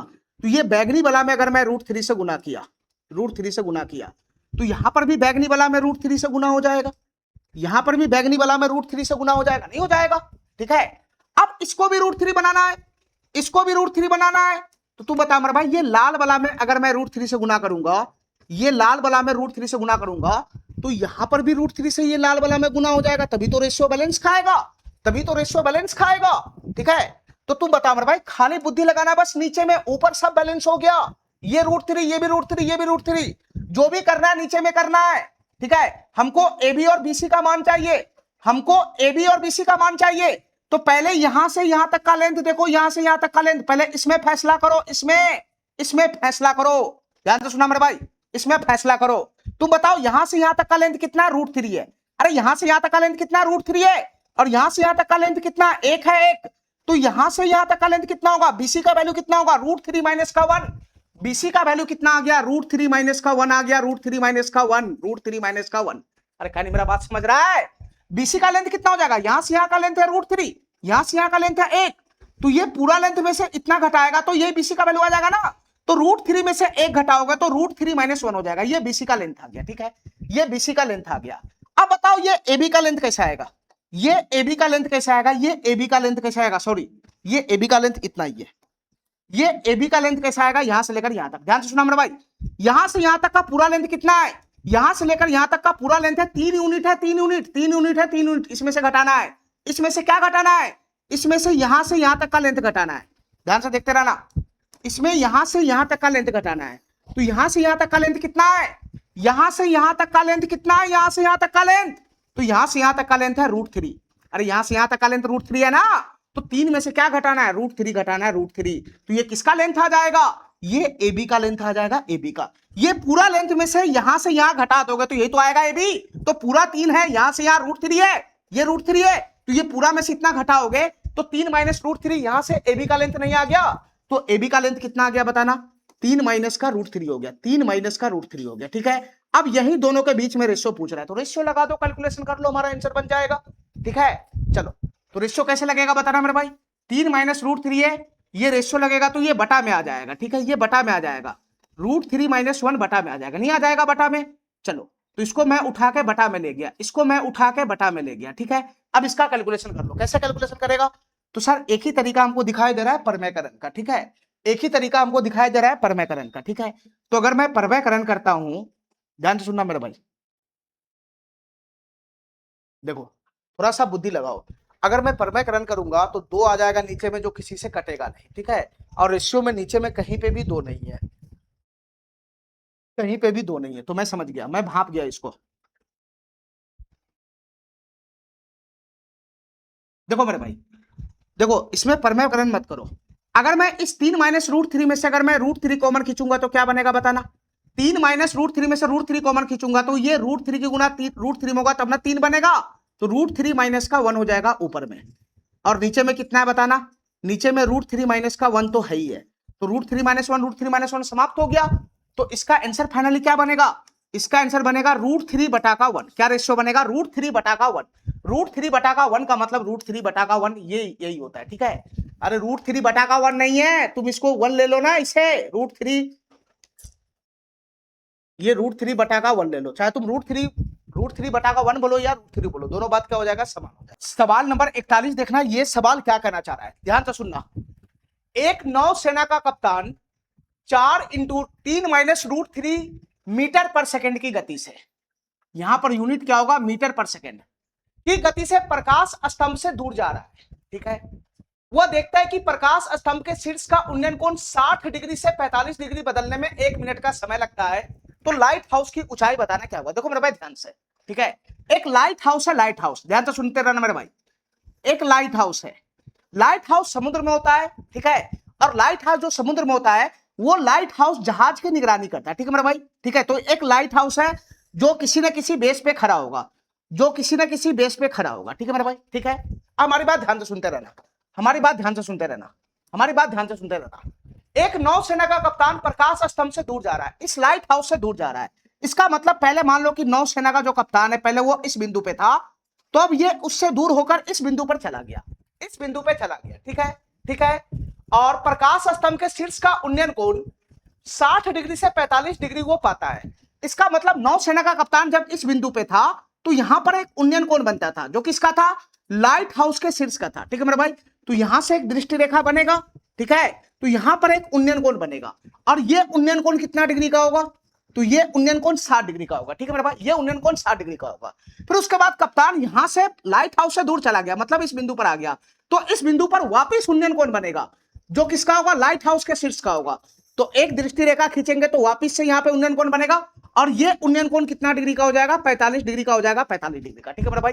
तुमको मैं पहले बताया हूं, तुमको मैं पहले बताऊं कि इस तरफ से उस तरफ जाने में क्या होता है, एंगल कमता है, और इधर आने में एंगल बढ़ता है, इसी से मैं अंदाजा लगा लेता हूं, ठीक है, ठीक है। चलो आगे बताना मेरे भाई, आगे बताना। नौसेना का जो कप्तान है उसकी स्पीड कितना है बताना, वो किस किस स्पीड से लाइट हाउस से दूर जा रहा है, वो किस स्पीड से लाइट हाउस से दूर जा रहा है, तो 4 into 3 minus √3, 4 into 3 minus √3 metre per second की स्पीड से लाइट हाउस से दूर जा रहा है, ठीक है, ठीक है। और शीर्ष का उन्नयन कोण 60 डिग्री से 45 डिग्री तक बदलने में 1 मिनट का समय लगाता है, यानी टाइम कितना लगाता है, उन्नयन कोण 60 से 45 होने में टाइम कितना लगाता है, तो टाइम कितना लगाता है बताना, तो टाइम लगाता है 60 सेकंड का टाइम लगाता है, 60 सेकंड का टाइम लगाता है, ठीक है मेरे भाई, यानी 60 डिग्री से 45 डिग्री उन्नयन कोण बदलने में 60 सेकंड का टाइम लगाता है, 1 मिनट का मतलब 60 सेकंड होता है, यानी वो इस बिंदु से इस बिंदु तक जाने में, इस बिंदु से इस बिंदु तक जाने में कितना समय लगाता है, तो 60 सेकंड का समय लगाता है, ठीक है मेरे भाई। तो क्या तुम हमको यहां से ये बता सकता है, हमको यहां से ये बता सकता है कि यहां से यहां तक वो कितना दूरी तय किया, क्या नहीं निकल जाएगा, यहां से यहां तक वो कितना दूरी तय क्या नहीं निकल जाएगा, तुम बताओ मेरे भाई, उसका स्पीड कितना है, यहां से यहां तक आने में स्पीड है 4 × 3 - √3 मीटर पर सेकंड का, और यहां से यहां तक जाने में समय कितना लगा रहा है, तो समय लगा रहा है 60 सेकंड का। तो यहां से यहां तक जाने में कितना दूरी तय करेगा तुम नहीं निकाल सकता है। यहां से यहां तक का दूरी डिस्टेंस में निकाल रहा हूं, दूरी बराबर क्या होता है, चाल गुना का समय होता है, ठीक है। तो चाल यहां है, समय यहां है, दोनों की गुना करेगा तो दूरी आ जाएगा। तो 60 की गुना 4 में करेगा तो कितना हो जाएगा, ये हो जाएगा 240 × 3 - √3। कितना दूरी हो जाएगा, 3 - √3, ध्यान से सुनते रहना, 3 - √3 मीटर हो जाएगा, इतना दूरी हो जाएगा, ठीक है। यानी यहां से यहां तक का दूरी कितना हो गया, यहां से यहां तक का दूरी हो गया 240 × 3 - √3, 240 × 3 - √3, यहां से यहां तक का दूरी हो गया, ठीक है मेरे भाई, ठीक है। तो क्वेश्चन हमसे अब क्या पूछ रहा है, लाइट हाउस की ऊंचाई बताओ, यानी ये वाला लेंथ बताना है कितना होगा, ये वाला लेंथ बताना क्या होगा, ठीक है मेरे भाई। देखो ध्यान से, इसमें दो समकोण त्रिभुज, एक छोटा वाला एक बड़ा वाला। पहले समकोण त्रिभुज में काम, पहले छोटा वाला समकोण में काम करो, फिर बड़ा वाला समकोण में काम करो, हमारा आंसर बन जाएगा, ठीक है। पहले मैं छोटा वाला समकोण में आता हूं, तो ये 30 डिग्री है, तो 30 डिग्री के सामने ये वाला लेंथ कितना हो जाएगा, 1 यूनिट का हो जाएगा। 30 डिग्री के सामने 1 यूनिट का, तो 60 डिग्री के सामने कितना हो जाएगा, तो 60 डिग्री के सामने हो जाएगा √3 यूनिट का, ठीक है मेरे भाई, ठीक है। चलो अब मैं बड़ा वाला समकोण में आता हूं, बड़ा वाला समकोण में, तो बड़ा वाला समकोण में बताओ 45 डिग्री के सामने कितना हो जाएगा, 1 यूनिट का हो जाएगा, 1 यूनिट का। तो ये वाला लेंथ भी 45 डिग्री होगा, तो इस 45 डिग्री के सामने कितना हो जाएगा, 1 यूनिट का हो जाएगा, 1 यूनिट का, यानी यहां से यहां तक का लेंथ कितना हो जाएगा, 1 यूनिट का हो जाएगा, 1 यूनिट का, ठीक है मेरे भाई, ठीक है। तो यहां देखो ये वाला लेंथ √3 यूनिट है और यही वाला लेंथ 1 यूनिट है, तो यहां रेशियो को बैलेंस करना होगा, तो रेशियो को बैलेंस करना होगा, दोनों को एक रंग का बनाना होगा, तो मैं इसमें √3 से गुना कर देता हूं, ठीक है। √3 से इसमें गुना करूंगा तो यहां भी √3 से गुना हो जाएगा, यहां भी √3 से गुना हो जाएगा, नहीं हो जाएगा, नहीं हो जाएगा। तो तुम बता भाई, अब यहां से यहां तक का लेंथ कितना हो गया, √3 गुना 1 √3 यूनिट हो गया, और यहां से यहां तक का लेंथ कितना, 1 यूनिट है, तो यहां से यहां तक का लेंथ कितना हो जाएगा, √3 - का 1 यूनिट मैं यहां लिख देता हूं।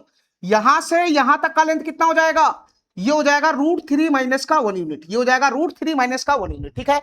कौन सा लेंथ हो जाएगा √3 - का 1 यूनिट, तो यहां से लेकर यहां तक का लेंथ हो जाएगा √3 - का 1 यूनिट, ठीक है, ठीक है। हमसे क्वेश्चन क्या पूछ रहा है, लाइट हाउस की ऊंचाई बताओ कितना है, यानी √3 यूनिट का वैल्यू निकालना क्या होगा, √3 यूनिट का वैल्यू निकालना क्या होगा, तो √3 यूनिट का वैल्यू निकालने के लिए हमको 1 यूनिट का वैल्यू चाहिए, और 1 यूनिट का वैल्यू तभी आएगा जो क्वेश्चन के अकॉर्डिंग डाटा है, जो मेरे अकॉर्डिंग डाटा है उसका मुंह मिला उनके, ठीक है। तो क्वेश्चन के अकॉर्डिंग डाटा है यहां से लेकर यहां तक का लेंथ है 240 × 3 - √3, और मेरे अकॉर्डिंग डाटा है यहां से लेकर यहां तक का जो लेंथ है वह √3 - 1 यूनिट। तो तुम बताओ भाई, √3 - 1 यूनिट का वैल्यू ही तो क्वेश्चन के अकॉर्डिंग कितना दे रखा है, √3 - 1 यूनिट का वैल्यू ही तो क्वेश्चन के अकॉर्डिंग कितना दे रखा है, 240 × 3 - √3, 240 × 3 - का √3, ठीक है।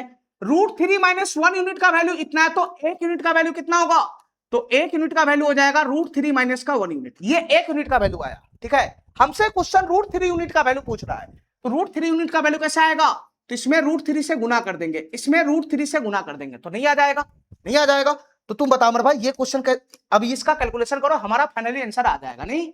चलो देखो मेरे भाई ध्यान से, हमारी बात ध्यान से सुनना, देखो 3 - √3 में से अगर मैं √3 को कॉमन निकाल लेता हूं, ध्यान से सुनना, अगर मैं √3 को कॉमन निकाल लेता हूं तो अंदर में क्या बचेगा, तो अंदर में बचेगा √3 - का 1, ध्यान से सुनना, ये 3 - √3 चला गया, ठीक है। इसमें से √3 कॉमन निकाला तो अंदर में बचेगा √3 - 1, √3 - 1 से √3 - 1 समाप्त हो गया, ठीक है। तो फाइनली यहां क्या बच गया बताना, फाइनली यह क्या बच गया, तो 240 गुना का √3 की गुना √3 में होगा तो 3 हो जाएगा 3, तो 240 गुना का 3 कितना हो जाएगा बताना, 240 गुना का 3 कितना हो जाएगा, 720 मीटर का हो जाएगा, ठीक है, ठीक है, 720 मीटर का हो जाएगा, ठीक है। यानी क्वेश्चन हमसे क्या पूछ रहा था, लाइट हाउस की ऊंचाई, तो इसका आंसर कितना बन जाएगा, लाइट हाउस की ऊंचाई 720 मीटर का हो जाएगा, बी नंबर ऑप्शन क्या हो जाएगा, करेक्ट हो जाएगा, बी नंबर ऑप्शन क्या हो जाएगा, करेक्ट हो जाएगा। चलो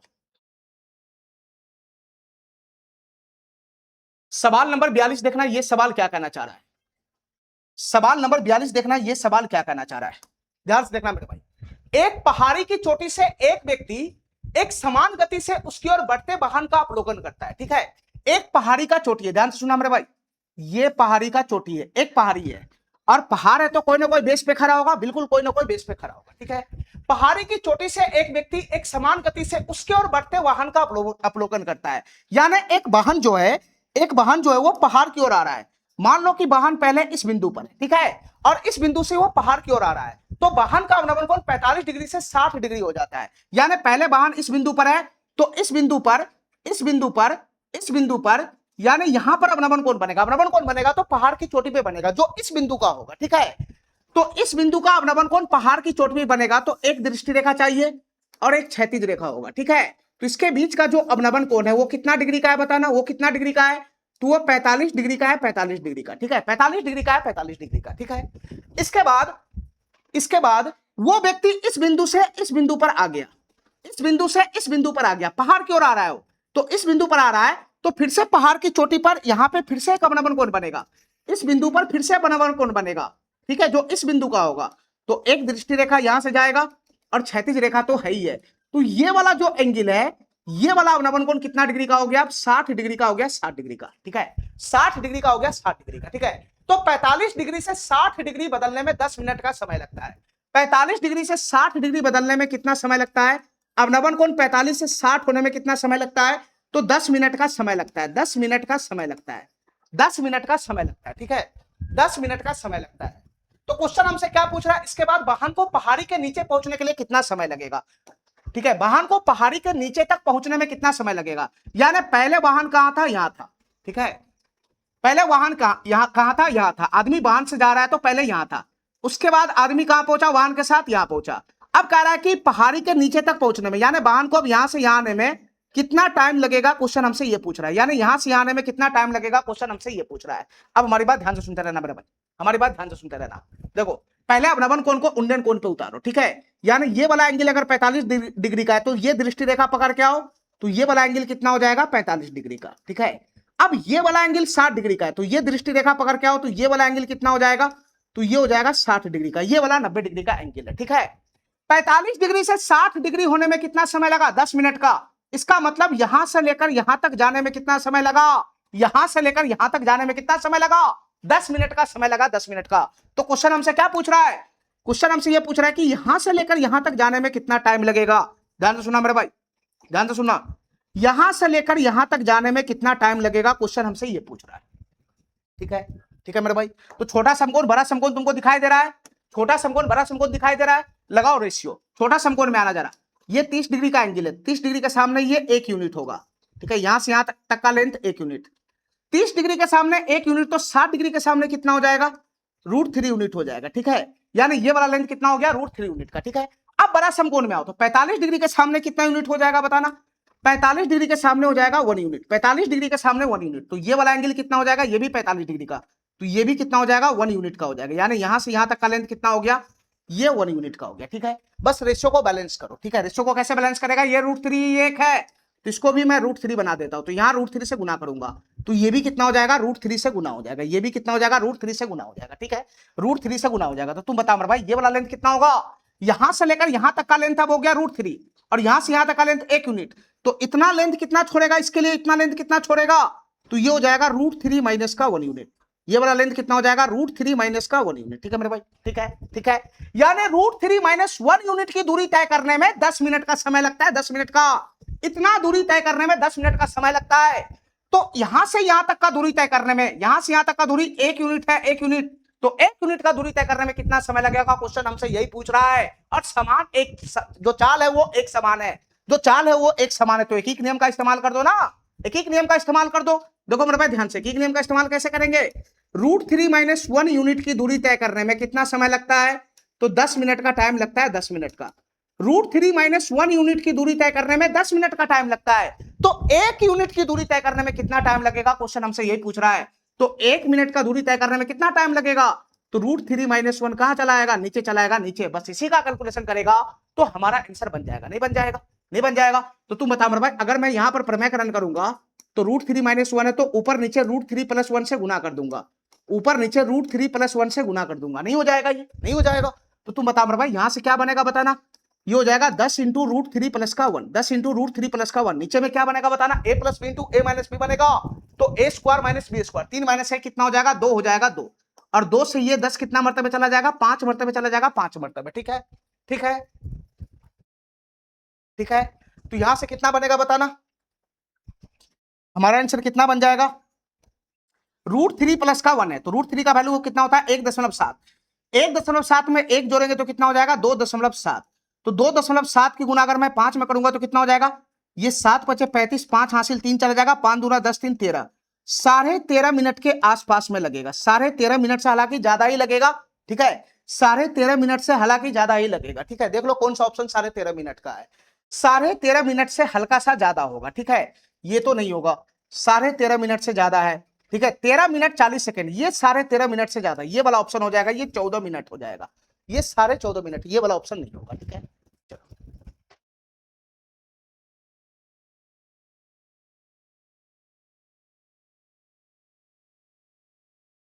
सवाल नंबर 43 देखना, ये सवाल क्या कहना चाह रहा है।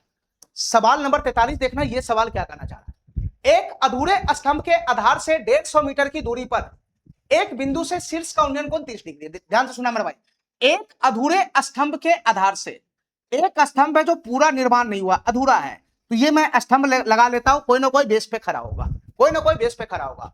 तो स्तंभ के आधार से 150 मीटर की दूरी पर एक बिंदु है, स्तंभ का ये आधार है, आधार यहां से 150 मीटर की दूरी पर एक बिंदु है, मैं यहां पर ले लेता हूं ये बिंदु, मैं यहां पर ले लेता हूं एक बिंदु। ठीक है, स्तंभ के आधार से 150 मीटर की दूरी पर ये बिंदु है, यानी इस बिंदु की दूरी स्तंभ के आधार से कितना है, 150 मीटर का है, 150 मीटर का। ठीक है, 150 मीटर का है, 150 मीटर का। उस बिंदु पे शीर्ष का उन्नयन कोण 30 डिग्री है। इस बिंदु पर उन्नयन कोण बन रहा है जो इस स्तंभ के शीर्ष का है। तो स्तंभ के शीर्ष का उन्नयन कोण कितना है बताना, स्तंभ के शीर्ष का उन्नयन कोण कितना है, 30 डिग्री है, 30 डिग्री। ये वाला एंगल कितना हो जाएगा, 30 डिग्री का हो जाएगा, 30 डिग्री का। ठीक है, आगे पढ़ो। तो स्तंभ की ऊंचाई बताओ कितना, स्तंभ की ऊंचाई कितनी बढ़ानी जानी चाहिए, ध्यान से सुना मेरे भाई, स्तंभ की ऊंचाई कितनी बढ़ानी जानी चाहिए कि उसी बिंदु से शीर्ष का उन्नयन कोण 45 डिग्री हो जाए। तो स्तंभ की ऊंचाई कितनी बढ़ानी चाहिए, तो मैं मान लेता हूं कि स्तंभ की ऊंचाई में इतना बढ़ा दिया, स्तंभ की ऊंचाई में इतना बढ़ा दिया, स्तंभ की ऊंचाई में इतना बढ़ा दिया। ठीक है, स्तंभ की ऊंचाई में इतना बढ़ा दिया, तो फिर से उसी बिंदु से ये स्तंभ की ऊंचाई में जितना बढ़ाया हूं, तो फिर से यहां पे एक नया शीर्ष हो गया, तो ये नया शीर्ष से इसी बिंदु का जो उन्नयन कोण है, नया शीर्ष से इसी बिंदु का उन्नयन कोण जो है वो कितना डिग्री का हो जाता है, वो 45 डिग्री का हो जाता है, 45 डिग्री का, यानी ये वाला जो एंगल है वो 45 डिग्री का हो जाता है। ठीक है, ठीक है। तो तुमसे क्वेश्चन क्या पूछ रहा है, तुमसे क्वेश्चन पूछ रहा है कि स्तंभ की ऊंचाई कितना बढ़ाया जाए, तो मैं मानता हूं कि स्तंभ की ऊंचाई यहां से यहां मैं कर लिया अब। ठीक है, ठीक है, तो ये वाला लेंथ हमसे पूछ रहा है क्या होगा, ये जो हरा वाला लेंथ है हमसे ये पूछ रहा है क्या होगा। ठीक है मेरे भाई, इतना बात मेरा समझ में आ गया, इतना बात समझ में आ गया। इस बिंदु पर दो दो उन्नयन कोण बन रहा है, पहले स्तंभ का जो पुराना वाला शीर्ष था वहां से वहां का उन्नयन कोण यहां बन रहा है, फिर उसके बाद स्तंभ की ऊंचाई में थोड़ा सा बढ़ा दिया तो फिर से नया शीर्ष आ गया, तो फिर से यहां पर एक उन्नयन कोण बन रहा है जो नया शीर्ष का है, तो एक कोण 30 डिग्री का है, एक कोण 45 डिग्री का है। ठीक है, तो हमको ये हरा वाला लेंथ पूछ रहा है क्या होगा, हरा वाला लेंथ पूछ रहा है क्या होगा। ठीक है, चलो मेरे भाई, अब हमको ये बताओ ये क्वेश्चन कैसे सॉल्व होगा। देखो इसमें दो समकोण त्रिभुज है, ये वाला एंगल कितना हो जाएगा 90 डिग्री का। ठीक है, इसमें छोटा समकोण बड़ा समकोण तुमको पहचानना पड़ेगा। ठीक है, तो तुम बता मेरे भाई क्या मैं छोटा समकोण इसमें पहचान सकता हूं, ध्यान से सुनना। यहां से यहां जो हमको दिखाई दे रहा है, यहां से यहां जो हमको दिखाई दे रहा है, ये कौन सा समकोण त्रिभुज है, ये छोटा वाला समकोण त्रिभुज है, छोटा वाला समकोण त्रिभुज जिसका थीटा कितना है 30 डिग्री का है, 30 डिग्री का, 30 डिग्री का थीटा है। ठीक है, और ये जो हमको दिखाई दे रहा है, ये जो हमको दिखाई दे रहा है यहां से लेकर यहां तक, यहां से लेकर यहां तक, यहां से लेकर यहां तक जो हमको दिखाई दे रहा है, ये कौन सा समकोण त्रिभुज है, ये बड़ा वाला समकोण त्रिभुज है, बड़ा वाला समकोण त्रिभुज है जिसका थीटा कितना है 45 डिग्री। ठीक है मेरे भाई, दो समकोण त्रिभुज तुमको दिखाई दे दिया है, बस दोनों में अलग अलग काम करो। ठीक है, पहले मैं छोटा वाला समकोण में काम करता हूं, तो 30 डिग्री के सामने कितना यूनिट, 1 यूनिट, कहां से कहां लेंथ जाएगा, यहां से यहां जाएगा, लेंथ का ध्यान रखना कहां से कहां जाएगा। ठीक है, ये वाला एंगल 60 डिग्री का बनेगा, 60 डिग्री के सामने कितना यूनिट, तो √3 यूनिट होगा, √3 यूनिट। ठीक है, और ये पूरा यहां से यहां तक का लेंथ जाएगा, यहां से यहां तक का लेंथ जाएगा। ठीक है मेरे भाई, ठीक है, चलो अब बड़ा वाला समकोण में काम करो, बड़ा वाला समकोण में, बड़ा वाला समकोण में काम करो, तो बड़ा वाला समकोण का ये वाला थीटा है 45 डिग्री का, तो 45 डिग्री के सामने कितना यूनिट हो जाएगा, 1 यूनिट हो जाएगा। लेंथ कहां से कहां तक जाएगा, तो लेंथ पूरा यहां से यहां तक जाएगा, ये 1 यूनिट का हो गया, 1 यूनिट का। ठीक है, फिर उसके बाद ये वाला एंगल भी तो 45 डिग्री का हो जाएगा, तो ये भी हो जाएगा 1 यूनिट का, ये वाला लेंथ भी कितना हो जाएगा, 1 यूनिट का हो जाएगा, 1 यूनिट का, यहां से लेकर यहां तक जाएगा। ठीक है, इतना बात समझ गया। अब खाली तुमको रेशियो बैलेंस करना है, रेशियो कैसे बैलेंस करेगा बताओ मेरे भाई, रेशियो कैसे बैलेंस करेगा। देखो अब ये वाला लेंथ 1 यूनिट का है और ये वाला लेंथ √3 यूनिट का भी है। ठीक है, तो दोनों एक रंग का होना चाहिए ना, दोनों एक रंग का होना चाहिए, तो मैं क्या करता हूं, इसको √3 बना लेता हूं, एक है इसको √3 बना लेता हूं, तो √3 से इसको गुना करूंगा तो ये भी कितना हो जाएगा, √3 हो जाएगा, ये भी कितना हो जाएगा, √3 हो जाएगा। ठीक है मेरे भाई, ये भी कितना हो जाएगा, √3 हो जाएगा। तो तुम बता मेरे भाई यहां से लेकर यहां तक का लेंथ अब कितना हो गया, √3 हो गया, √3, और यहां से लेकर यहां तक का लेंथ कितना, 1 है, 1, तो ये हरा वाला लेंथ कितना हो जाएगा, तो ये हरा वाला लेंथ हो जाएगा √3 माइनस का 1 यूनिट। √3 माइनस का 1 यूनिट कहां से लेकर कहां तक, यहां से लेकर यहां तक हरा वाला लेंथ हो जाएगा √3 माइनस का 1 यूनिट। और इसी का वैल्यू क्वेश्चन हमसे पूछ रहा है कितना होगा, ठीक है। √3 माइनस 1 यूनिट का वैल्यू क्वेश्चन पूछ रहा है कितना होगा, ठीक है मेरे भाई। तो तुम बताओ √3 यूनिट का वैल्यू कितना है, ध्यान से देखना। √3 यूनिट का वैल्यू कितना है, √3 यूनिट का, √3 यूनिट का वैल्यू कितना है जो एक्चुअल डाटा है। तो √3 यूनिट का वैल्यू कितना है, 150 मीटर है, 150 मीटर। तो √3 यूनिट का वैल्यू है 150 मीटर, 150 मीटर। तो 1 यूनिट का वैल्यू कितना होगा, बटा में √3 आ जाएगा, ये 1 यूनिट का वैल्यू है, ठीक है। हमसे कितना यूनिट का वैल्यू पूछ रहा है, यही √3 माइनस 1 यूनिट का वैल्यू पूछ रहा है। तो √3 माइनस 1 यूनिट का वैल्यू कैसे आएगा, तो √3 माइनस 1 से गुना कर देंगे तो √3 माइनस 1 यूनिट का वैल्यू आ जाएगा, ठीक है। चलो मेरे भाई अब इसका कैलकुलेशन करना जरा, अब इसका कैलकुलेशन करना। देखो मेरे भाई ध्यान से देखो, √3 से इसको काटना जरा, √3 से √3 गुना करेंगे तो 3 हो जाएगा, और 3 से 50 में गुना करेंगे तो 150 हो जाएगा। तो ये फाइनली हो गया 50 √3, ठीक है। 50 √3 उसकी गुना √3 माइनस 1 में कराना है, ठीक है। √3 माइनस 1 में कराना है। हमारी बात ध्यान से सुनते रहना मेरे भाई, ध्यान से सुनते रहना। 50 को छोड़ दो, √3 को अंदर ले जाओ, 50 को छोड़ दो बाहर, और √3 को अंदर ले जाओ। तो √3 की √3 में गुना होगा तो कितना हो जाएगा पता ना, √3 को गुना √3 में होगा तो 3 हो जाएगा, 3 हो जाएगा, माइनस का √3 की गुना 1 में होगा तो √3 का वैल्यू तोड़ दूंगा तो कितना हो जाएगा, 1.7 हो जाएगा, 1.7 हो जाएगा। तो ये कितना बन जाएगा, 3 में से 1.7 चला गया, तो 50 गुना 3 में से 1.7 जाएगा तो कितना हो जाएगा, 1.3 हो जाएगा, 1.3 हो जाएगा, ठीक है। ये पॉइंट से ये दशमलव समाप्त हो गया, तो 13 पचे कितना हो जाएगा, 65 मीटर हो जाएगा, 65 मीटर, 65 मीटर के करीब में इसका आंसर हो जाएगा, ठीक है। कोई सा भी ऑप्शन बहुत दूर दूर है, यही एक ऑप्शन है जो 65 मीटर के करीब में है, ठीक है। चलो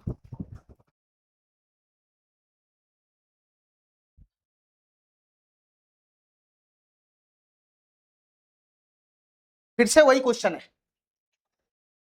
फिर से वही क्वेश्चन है, ये 44 नंबर।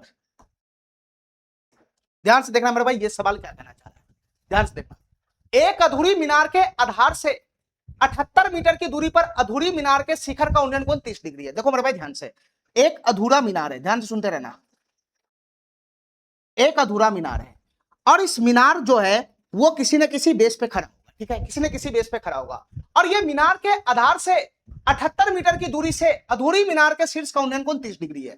एक अधूरी मीनार के आधार से 78 मीटर की दूरी पर, यानी मीनार से मान लो कि यहां पर एक बिंदु है जो इससे 78 मीटर की दूरी पर है, यहां पर जो एक बिंदु है जो 78 मीटर की दूरी पर है, ध्यान से देखते रहना, यहां पर जो एक बिंदु है वो 78 मीटर की दूरी पर है। ये ब्लैक तुकारी चल रहा है कमीना, जो 78 मीटर की दूरी पर है, यहां पर एक बिंदु है जो मीनार से 78 मीटर की दूरी पर है, ठीक है। अब इस बिंदु पर ये अधूरी मीनार के शीर्ष का उन्नयन कोण कितना है बताना, कितना है उन्नयन कोण बताना, 30 डिग्री का उन्नयन कोण है, 30 डिग्री का, यानी ये वाला एंगल कितना डिग्री का है, 30 डिग्री का है, 30 डिग्री का, ठीक है, अधूरी मीनार के आधार पे, ठीक है। आगे पढ़ो, मीनार को कितना ऊंचा बनाया जाना चाहिए ताकि उसी बिंदु से तैयार मीनार के शिखर का उन्नयन कोण 60 डिग्री हो जाए, ठीक है। यानी मीनार को मैं कितना ऊंचा और उठा दूं, तो मैं मानता हूं कि मीनार को मैं यहां से, अब यहां से मैं इतना ऊंचा उठा दिया, यानी अब यहां पर ले गया तो इसका नया शीर्ष आ गया, इसका नया शीर्ष आ गया, तो उसी बिंदु पर फिर से उन्नयन कोण बन रहा है, लेकिन इस बार मीनार को तुम जितना ऊंचा उठाया है उसके नए शीर्ष का उन्नयन कोण इस बिंदु पर वापिस बन रहा है, जो कितना डिग्री का है, कितना डिग्री का है, 60 डिग्री का है, 60 डिग्री का, 60 डिग्री का है, 60 डिग्री का, ठीक है मेरे भाई, ठीक है। पहले मीनार के शीर्ष का उन्नयन कोण इस बिंदु पे 30 डिग्री का था, मीनार को कितना उठाना चाहे, तो मैं मान लिया कि मीनार को यहां से यहां उठा दिया और ऊंचा कर दिया, तो ऊंचाई करेगा तो फिर से नया शीर्ष बनेगा, तो फिर से यहां पर एक उन्नयन कोण बनेगा, जो नया शीर्ष का होगा वो 60 डिग्री का होगा, ठीक है, ठीक है। तो क्वेश्चन क्या पूछ रहा है हमसे, मीनार को कितना ऊंचा उठाया जाना चाहिए, ठीक है। यानी मीनार को मैं यहां से यहां उठा के ले गया, तो ये हरा वाला लेंथ हमसे पूछ रहा है क्या होगा, जस्ट एज इट इज पिछला क्वेश्चन नहीं हो जाएगा। तो ये 90 डिग्री का एंगल यहाँ पे बनेगा, दो समकोण त्रिभुज यहाँ पे हमको दिखाई दे रहा है, ठीक है। बड़ा समकोण छोटा समकोण, काम करो आराम से क्वेश्चन सॉल्व हो जाएगा, ठीक है। तुम बताओ इसमें छोटा समकोण कौन है, इसमें छोटा समकोण कौन है, ध्यान से देखना, इसमें छोटा समकोण है ये वाला समकोण त्रिभुज क्या है, छोटा समकोण है, ठीक है, ये छोटा समकोण है। पहले इसमें काम करो, ठीक है। तुम बताओ छोटा समकोण का थीटा कितना है, 30 डिग्री का, 30 डिग्री के सामने कितना यूनिट, 1 यूनिट, यहां से यहां तक का लेंथ कितना हो जाएगा, 1 यूनिट, और ये 60 डिग्री के सामने कितना यूनिट, तो 60 डिग्री के सामने √3 यूनिट, तो यहां से यहां तक का लेंथ कितना हो जाएगा, √3 यूनिट, ये वाला लेंथ कितना हो जाएगा, √3 यूनिट का हो जाएगा, ठीक है, ठीक है। चलो मेरे भाई अब बड़ा समकोण में आओ, बड़ा समकोण में, बड़ा समकोण किधर है, तो बड़ा समकोण ये वाला हो गया, यहां से लेकर यहां तक पूरा, ये बड़ा वाला समकोण हो गया, बड़ा वाला समकोण, ये बड़ा वाला समकोण हो गया, ठीक है। और बड़ा वाला समकोण का थीटा कितना है, बड़ा वाला समकोण का थीटा है 60 डिग्री, ठीक है। तो 60 डिग्री है, ये थीटा 60 डिग्री है, तो ये 30 डिग्री का बनेगा। तो 30 डिग्री के सामने कितना यूनिट होगा, 1 यूनिट होगा। 30 डिग्री के सामने 1 यूनिट होगा, ये वाला लेंथ 1 यूनिट का हो गया। तो 60 डिग्री के सामने कितना होगा, √3 यूनिट का होगा, √3 यूनिट का। 60 डिग्री के सामने √3 यूनिट का, यानी ये वाला लेंथ कितना यूनिट का हो गया, √3 यूनिट का हो गया, √3 यूनिट का, ठीक है मेरे भाई, ठीक है। तो हमसे क्या पूछ रहा है, ये हरा वाला लेंथ पूछ रहा है, ध्यान से सुनना, ये हरा वाला लेंथ पूछ रहा है कितना होगा, ये हरा वाला लेंथ पूछ रहा है कितना होगा, यहां से यहां हरा वाला लेंथ है, ठीक है। ये वाला लेंथ पूछ रहा है कितना होगा, ठीक है मेरे भाई। तो यहां से यहां तक का हाइट कितना यूनिट है, ये ले आओ ना, क्वेश्चन सॉल्व हो जाएगा, ठीक है। और आधार से इसकी दूरी कितना है, 78 मीटर है। ये जो बिंदु है इसकी दूरी आधार से कितना है, 78 मीटर का है, 78 मीटर का। ध्यान से सुनना मेरे भाई, ये छूट गया था, ये 78 मीटर का दूरी है आधार से, यहां से यहां तक का दूरी इस बिंदु के आधार से कितना है, 78 मीटर का, ठीक है। तो तुम बताओ मेरे भाई, पहले रेशियो बैलेंस करो, ये 1 है, ये √3 है, ठीक है। ये 1 है, ये √3, ये तो 1 है छोटा, बड़का √3, इधर बैलेंस नहीं होगा, यहां होगा। यहां लेंथ एक ही है, वैल्यू दो है, √3 है, 1 है। तो मैं इसको क्या करता हूं, √3 बना लेता हूं, इसको √3 बना लेता हूं, इसका रेशियो इसके साथ है, तो ये भी कितना हो जाएगा, √3 हो जाएगा, ये भी √3 गुना हो जाएगा। अरे बताओ ना, इसमें √3 से गुना करेंगे तो ये भी तो √3 हो जाएगा। तो बताओ ये पूरा लेंथ कितना हो गया, बड़ा, यहां से यहां रूट गुना √3 गुना √3, 3 हो गया।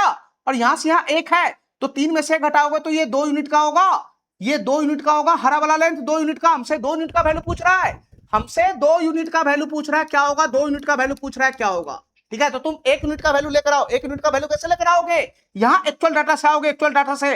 √3 यूनिट का वैल्यू 78 मीटर है, क्वेश्चन के अकॉर्डिंग √3 यूनिट का वैल्यू कितना है, √3 यूनिट का वैल्यू कितना है, 78 मीटर है, 78 मीटर। तो 1 यूनिट का वैल्यू कितना होगा, √3 हो जाएगा। हमसे 2 यूनिट का वैल्यू पूछ रहा है, 2 से गुना करेंगे तो 2 यूनिट का वैल्यू आ जाएगा। तो तुम बताओ इसका आंसर क्या बनेगा, बताना इसका आंसर क्या बनेगा। देखो √3 से इसको काटो, √3 से √3 में गुना करेंगे तो √3 हो जाएगा, और 3 से कितना मरतबे चला जाएगा, ये 3 से कितना मरतबे चला जाएगा, 3 दूना 3, 3 दूना 6, 3 से 26 मरतबे चला जाएगा। तो फाइनली हमारा आंसर क्या बन जाएगा, 26 की गुना 2 में होगा, तो फाइनल आंसर क्या बन जाएगा, 52 √3 मीटर इसका आंसर बन जाएगा, 52 √3 मीटर इसका आंसर बन जाएगा, 52 √3 मीटर, सी नंबर ऑप्शन इसका आंसर बन जाएगा, ठीक है, ठीक है।